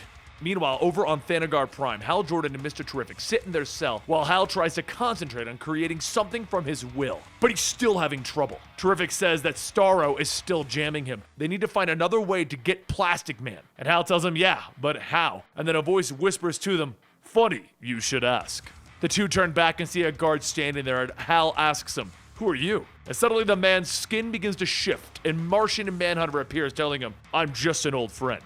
Before Hal can ask what he's doing, Jean tells him that they need to get out of here now. He has Dr. Holt's spheres and he can block Starro. Hal's ring begins to flare up and he says that he's gonna kick that space starfish's ass. And Terrific tells him, technically, they don't have an ass. Hal tells him, "Believe me, I'm gonna find one." Back with Diana, she fights against Black Adam, shouting that he is a traitor, and Black Adam tells her that he's lived long enough to know when to fight and when to deal. Diana knocks him away, and she turns to Kendra, telling her that she needs to break free of Barbados' grip. Listen to her! They need to find Carter's mace. Black Adam blasts Diana through a wall, telling her that there is no mace here. Just accept what is coming. Back at the Forge of Worlds, Carter continues his attack on the two heroes, Batman and Superman, and after narrowly dodging one last hit, Batman tries to reason with Carter once again. While Batman's words somewhat sway Carter, Superman notices a faint light shining underneath the lava. Back over with Diana, she picks herself up from the rubble and she too sees a small light through a crack in the wall. She takes a closer look and the light that she sees is coming from Carter's mace that is hanging on the wall. She rips the wall apart to let herself in, and as she grabs it, Black Adam grabs her by the arm, shouting, "That is enough, you have no chance of winning here." She pulls her other arm back, cracking Black Adam across the head with the mace, knocking him to the ground. She looks at the weapon and says, "Huh? I could get used to this." And then there's a gunshot, and as the blood flies through the air, so does Diana's tiara. Footsteps can be heard, and the Batman who laughs steps out with a smoking gun, telling her, "You know, I've met you a lot in my travels. Sometimes we were friends, sometimes we fought. In other cases, we even had children. But I took down their names before I killed them. Some people like to think that the sounds of birth are loud and death are silent. But let me tell you a little secret. Endings are always the loudest of all." Over in the center of the Earth, the machine begins to rumble as it turns on, and soon the pure nth metal begins to drip out of the spout. But as Deathstroke takes a closer look, he is struck in the back with a harpoon. And just as Arthur turns, he too is shot in the stomach with a harpoon. They both look up to see Black Manta, and Manta says, "It looks like I know more about this kingdom's secrets than the king himself." Arthur struggles to tell him that he needs to listen. The world is going to sink into darkness if they don't stop this. And Manta tells him, "Yeah, but that's exactly what I want. I made a pact with Barbados." And just as he says that, Murder Machine, Red Death, and the Drowned step out. Back at Thanagar Prime, as Hal, Terrific, and Jean charge through a group of guards, Starro screams in pain. Terrific says that he's seen many things across the universe, but that is even a new one for him. And Hal tells him, "See? I told you I had one." As the three make their way to Plastic Man, Sin shouts, "Fine, if you want him, you can have him. But even with the egg, there's not much good you can do." The three make their way to the Phoenix Cannon, and Terrific says that this should brighten the nth metal just enough to raise the Earth out of the dark. But as he looks at it, he says that it seems the effects are reversed. Doing so would hurt our cause. And Hal asks who would do that. Black smoke appears, and from it the Devastator, Merciless, and Dawnbreaker fly out, with Devastator stating, "It was changed by us." Back with Diana, the Batman who laughs sits her up, placing her tiara back on her head, telling her that he's going to leave her now to do what she does best. Fight pointlessly to the very end, alone. There's a bright purple flash, and soon the Batman Who Laughs disappears. Kendra raises her blade, and Diana calls to her that she's being manipulated. As she charges at Diana, Diana gets up, wrapping her lasso around her fist, punching into Kendra's face, shouting that she needs to see the truth. Kendra falls to the ground, and as she gets up, she asks what happened. Diana tells her that she has Kendra Saunders, Hawk Girl, and she needs her help. It's time for them to cross over into the dark. And as the two take each other's hands, they jump into the portal and land in a destroyed world covered in twisted villains. The different versions of Diana begin to scream out that all roads lead to darkness. And also at this time, Superman and Batman jump down into the bright light of the lava. And as Superman says that he's sorry, Batman yells that it's not over yet. Superman says he's right. Wherever this will take them, they'll do it together. And as the creatures of the dark begin to surround Diana and Kendra, Diana says that she needs her to do something for her, and that is yell. And the two of them jump into battle, with Kendra asking why would she scream, and Diana tells her it isn't a scream, it's a war cry. As Bobo the Chimp takes a closer look at his work, he says, "The unexplained life is not worth living. I used to know who said that, but now it's hard to remember anything.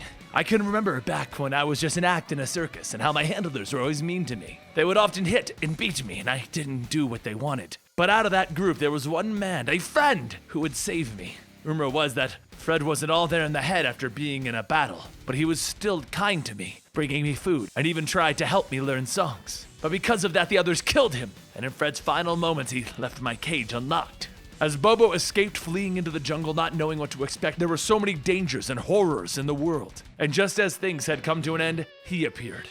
And his name was Rex. And Rex told him not to give up. He's almost there. Follow him to the Fountain of Youth. Bobo followed Rex, even though he couldn't actually understand him, but that's what he thought he had said. After traveling through the woods, the two came to a beautiful river with crystal clear waters. They drank from this fountain, and all of Bobo's wounds were healed. The pain that he had had for years was gone, but there was something else. He began to understand things, and he saw clues, and he put them together, and all of it all made sense. Bobo returned to the circus and presented the evidence to have the men arrested, and from there, he set out to find out all that he could.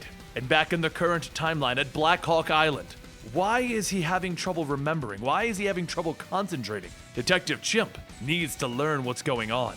Bobo tells him that he thinks he doesn't understand what's happening. It feels like he's de-evolving. He can't remember who said the unexamined life is nor worth living. And a few moments later, Thomas Morrow steps down telling him that it was Socrates. And Bobo tells him, yes. Thanks to his hard work, he was able to make contact with the layers of the multiversal feedback with the Flash and the others. From his calculations, while escaping the Dark Multiverse, the challengers of the unknown used Red Tornado's wind harmonics to guide themselves to the House of Heroes.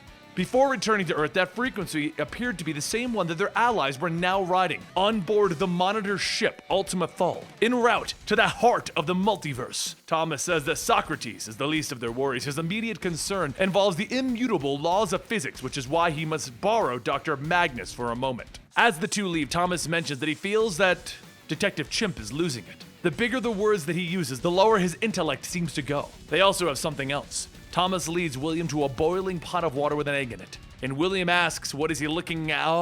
Thomas then goes on telling him that the boiling point for the water is now 106 degrees. Whatever is happening is causing the laws of physics to fall apart. While Thomas and William begin to study the recent changes, Bobo continues to try and make contact with Cyborg and Flash aboard the Ultima Thule.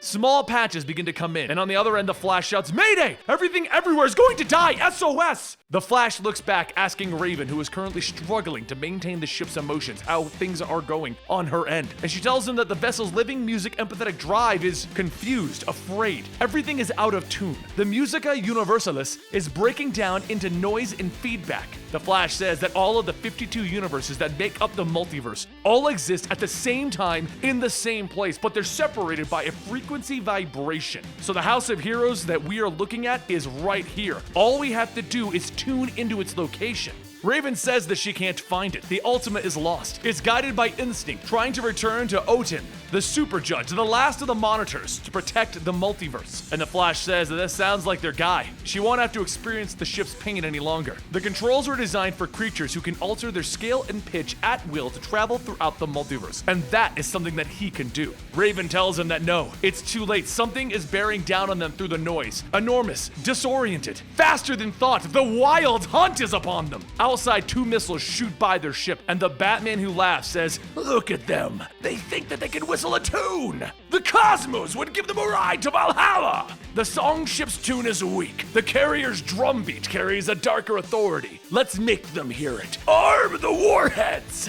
The murder machine then pulls out the screens from the inside of the Ultima, and Cyborg explains to everyone that the carrier is powered by, get this, a caged baby universe. That's monitor scale nanotech.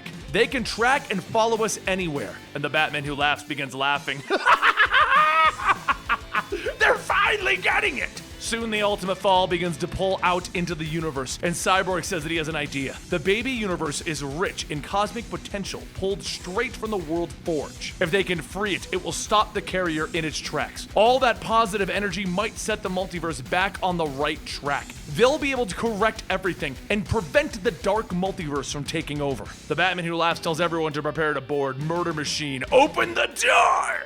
Back in the Ultima, the doorway opens as Cyborg tells the Flash that he's the fastest one here. He knows what needs to be done. As the door flies open, Dawnbreaker flies in shouting, "You, Goth! With the darkest black I will choke the light. No brightest day escapes my sight." Raven says that her dad's a demon, and that doesn't make her a goth. She likes all kinds of music. So, make your darkest constructs, little Bruce. You don't scare the daughter of hell! As Raven teleports, the Drowned shouts that she can teleport all she wants, but soon she'll run out of places to hide. As the Drowned and the Dawnbreaker miss their attacks, Raven tells them that she isn't hiding. She's buying enough time to take control of the constructs. While the constructs hold the 2 of them back, Raven then opens the door to kick the Drowned through it, and asks the Flash if he's found it yet. Over aboard the carrier, the Flash says that he's found the baby universe, but the Merciless is here as well. The Flash quickly disables the gravitational suppressor gates on the baby universe, but before he can do anything else, Red Death grabs him from behind. The Flash says, "Yeah, I predicted that." And the energy explodes, knocking everyone to the ground. Red Death starts to get up asking,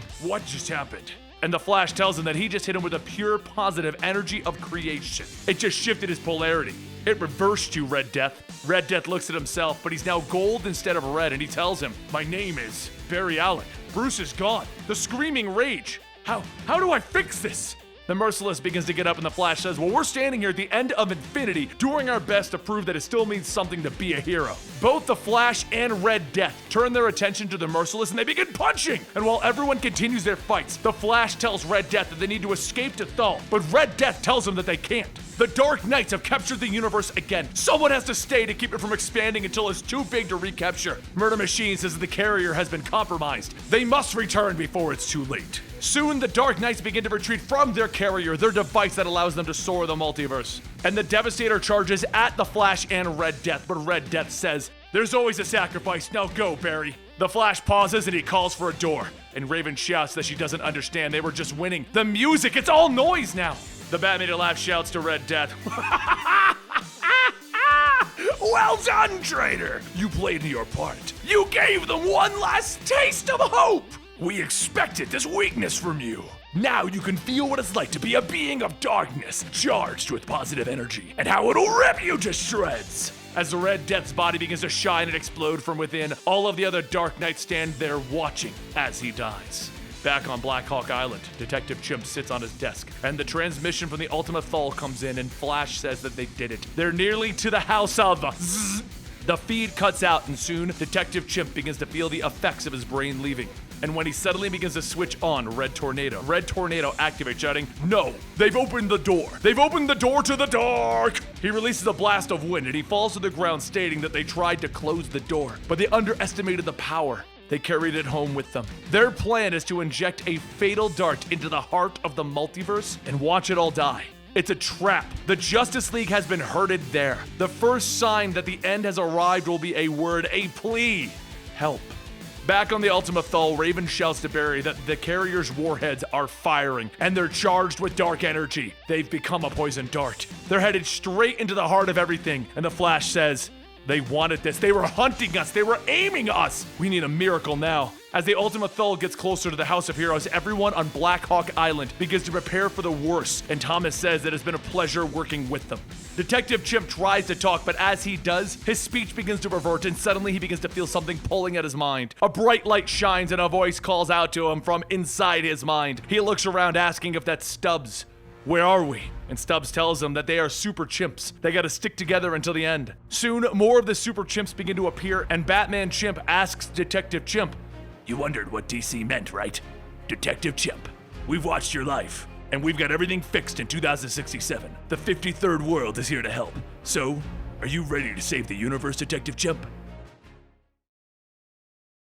as Diana and Kendra begin to fight off against Barbatos' endless horde of his dark armies. The remaining Dark Knights capture the other heroes, placing everything onto Diana, Wonder Woman's shoulders. The more that Kendra and her fight, the more that Kendra sees the odds are not in their favor. The two fight through the twisted versions of the Dark Multiverses, heroes and villains, but soon they begin to become overwhelmed. After cutting off the head of a Minotaur version of herself, Kendra tells Diana that it may be best to allow their friends to sleep in the darkness. Diana clutches Carter's mace, stating, I will not let them stay in that dark dream. Even if it is just me alone, I can't leave them. Kendra says they can't keep going on like this. She can't keep using her vambraces to make the note. They're only made from the 8th metal. However, the mace is the 9th.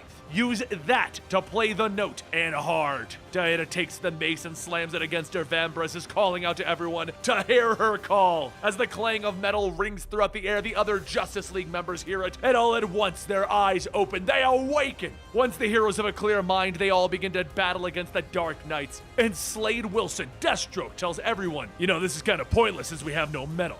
Mr. Terrific shouts to Plastic Man, telling him, I know you can hear me! Now is the time! I know you're afraid that you're going to lose control, but we need your help. Form a dinosaur, a bulldozer, or a damn shark. Anything! Plastic Man's egg begins to shake and he says, Okay, Dr. Holt, how about all of the above? Just then, Plastic Man breaks out of his egg, and he begins to tower over the Dark Knights, and he begins to reap everyone in sight. Diana looks back to see Plastic Man carving a path for them, and Diana and Kendra hurry on ahead, with Plastic Man telling them that the mace isn't enough for Barbados. I got signals while in the Oblivion. Maybe there's something in there, like a source. We have to hurry, though. As Diana and Kendra get closer to Barbados' mountain, they find the portal that he uses to bring his dark armies in. Diana tells Kendra to take the mace. She's read Carter's journal. Kendra says that she can't. There's too much dark metal in her. It has to be her. Wonder Woman has to do it. Carter wrote that lore stating that one would find their way through the darkness. All they have to do is stay true to their heart and focus. And Diana asks, what could she focus on?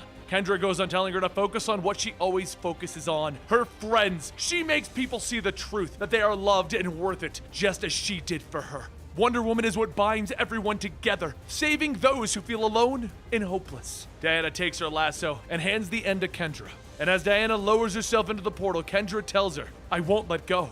And Diana tells her that she knows. Diana looks down and flies deeper into the portal, telling herself to remember that this is for her friends, her family. All she needs to do is find the source. She stops trying to see through the darkness, and the voice of Carter Hall tells her that the forge is dark now and forever. The metal of possibility is cold, and her friends have returned to its depths, just as she will be.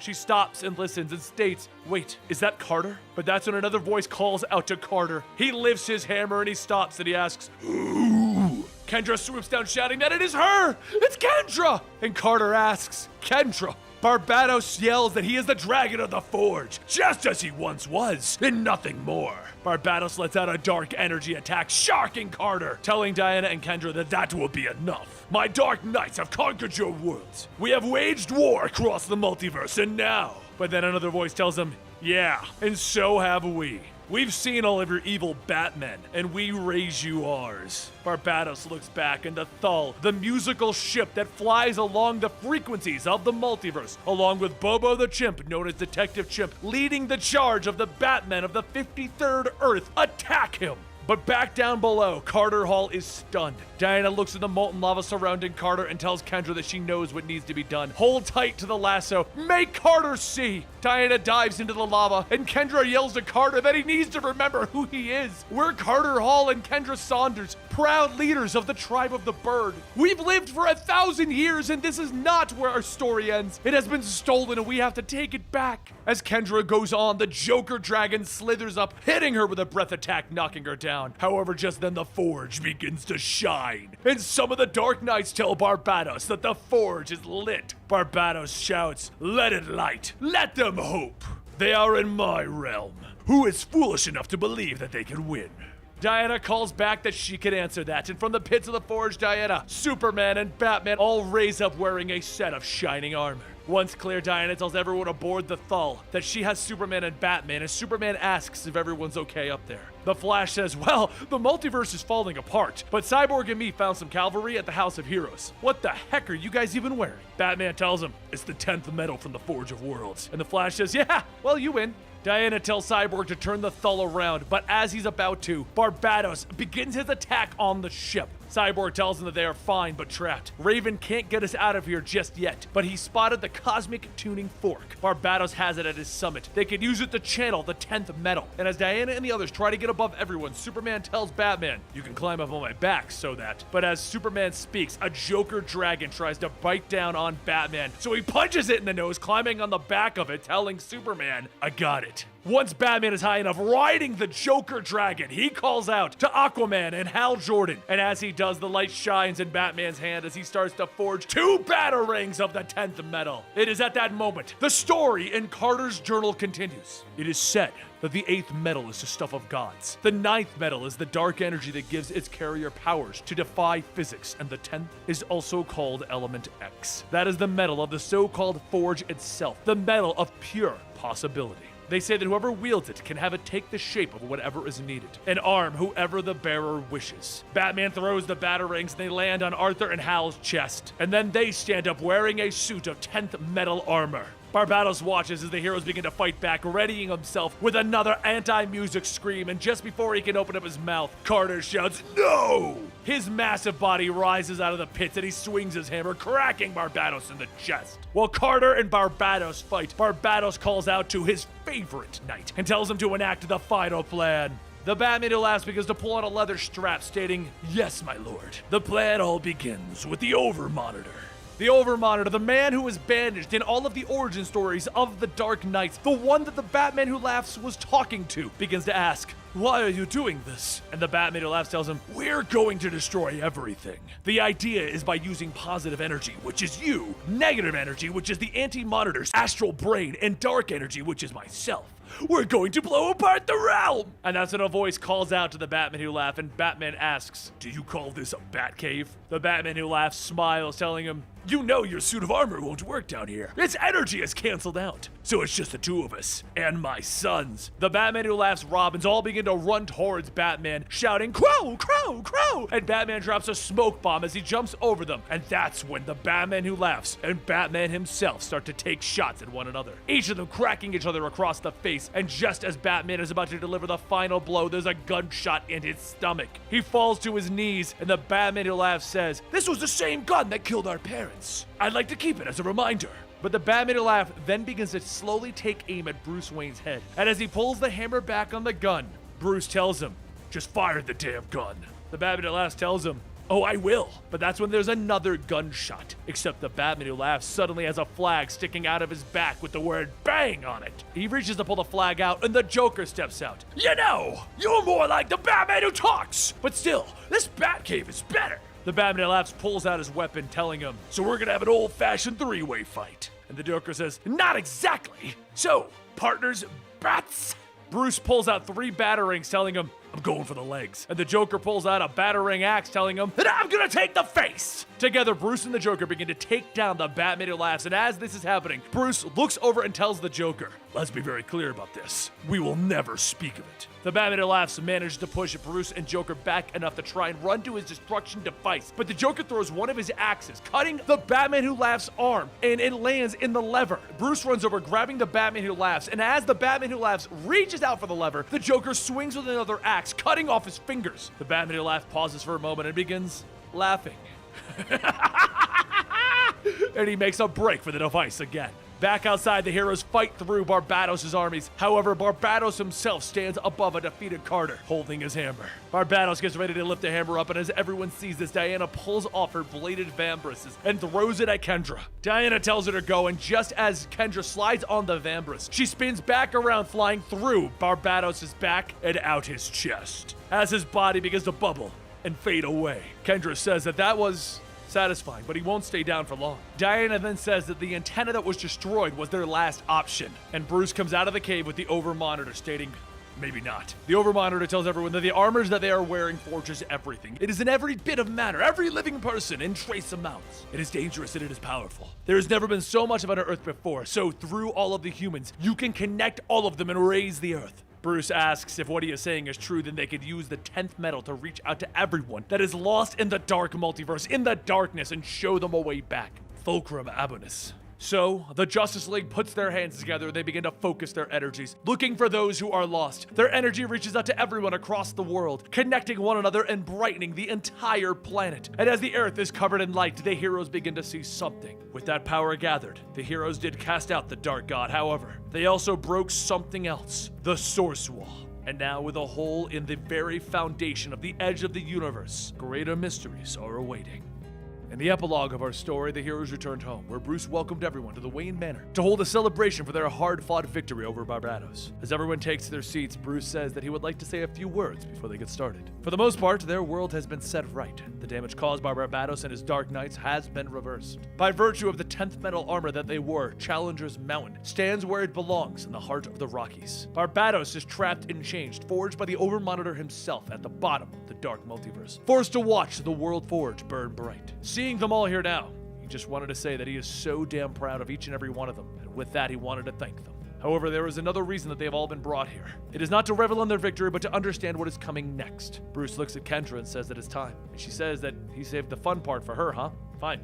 Here it goes. Right now on Black Hawk Island, Carter Hall is recovering for the first time in many years. The Forge took its toll on him, but Hawkman will fly again. Before falling unconscious, he grabbed his journal and started to write with an intensity that scared me. His first entries were what he had seen, but this wasn't about the past, but rather the future. What we did not rewind to the universe. The universe was rebuilt, and in doing so, new things have been forged. All we have right now are some notes, but some passages include Lantern, Dark Stars, Wonder Woman, Dark Pantheon, Aquaman, Atlantis, Risen. If what Carter wrote is true, then we may have brought some dark desires to life. Bruce says this brings him to a larger point. He's been speaking with the gods of New Genesis, and they have confirmed what they all saw. The Source Wall, the boundary of the known multiverse, has been broken wide open. And Arthur says that from the sounds of it, their universe is like a tiny fishbowl that just got poured into the damn ocean. So then, they've all come here to strategize what to do next. And Bruce tells them no. These threats are real, but they are coming tomorrow. And what got us through it is each and every one of us. So tonight, we're going to acknowledge just that.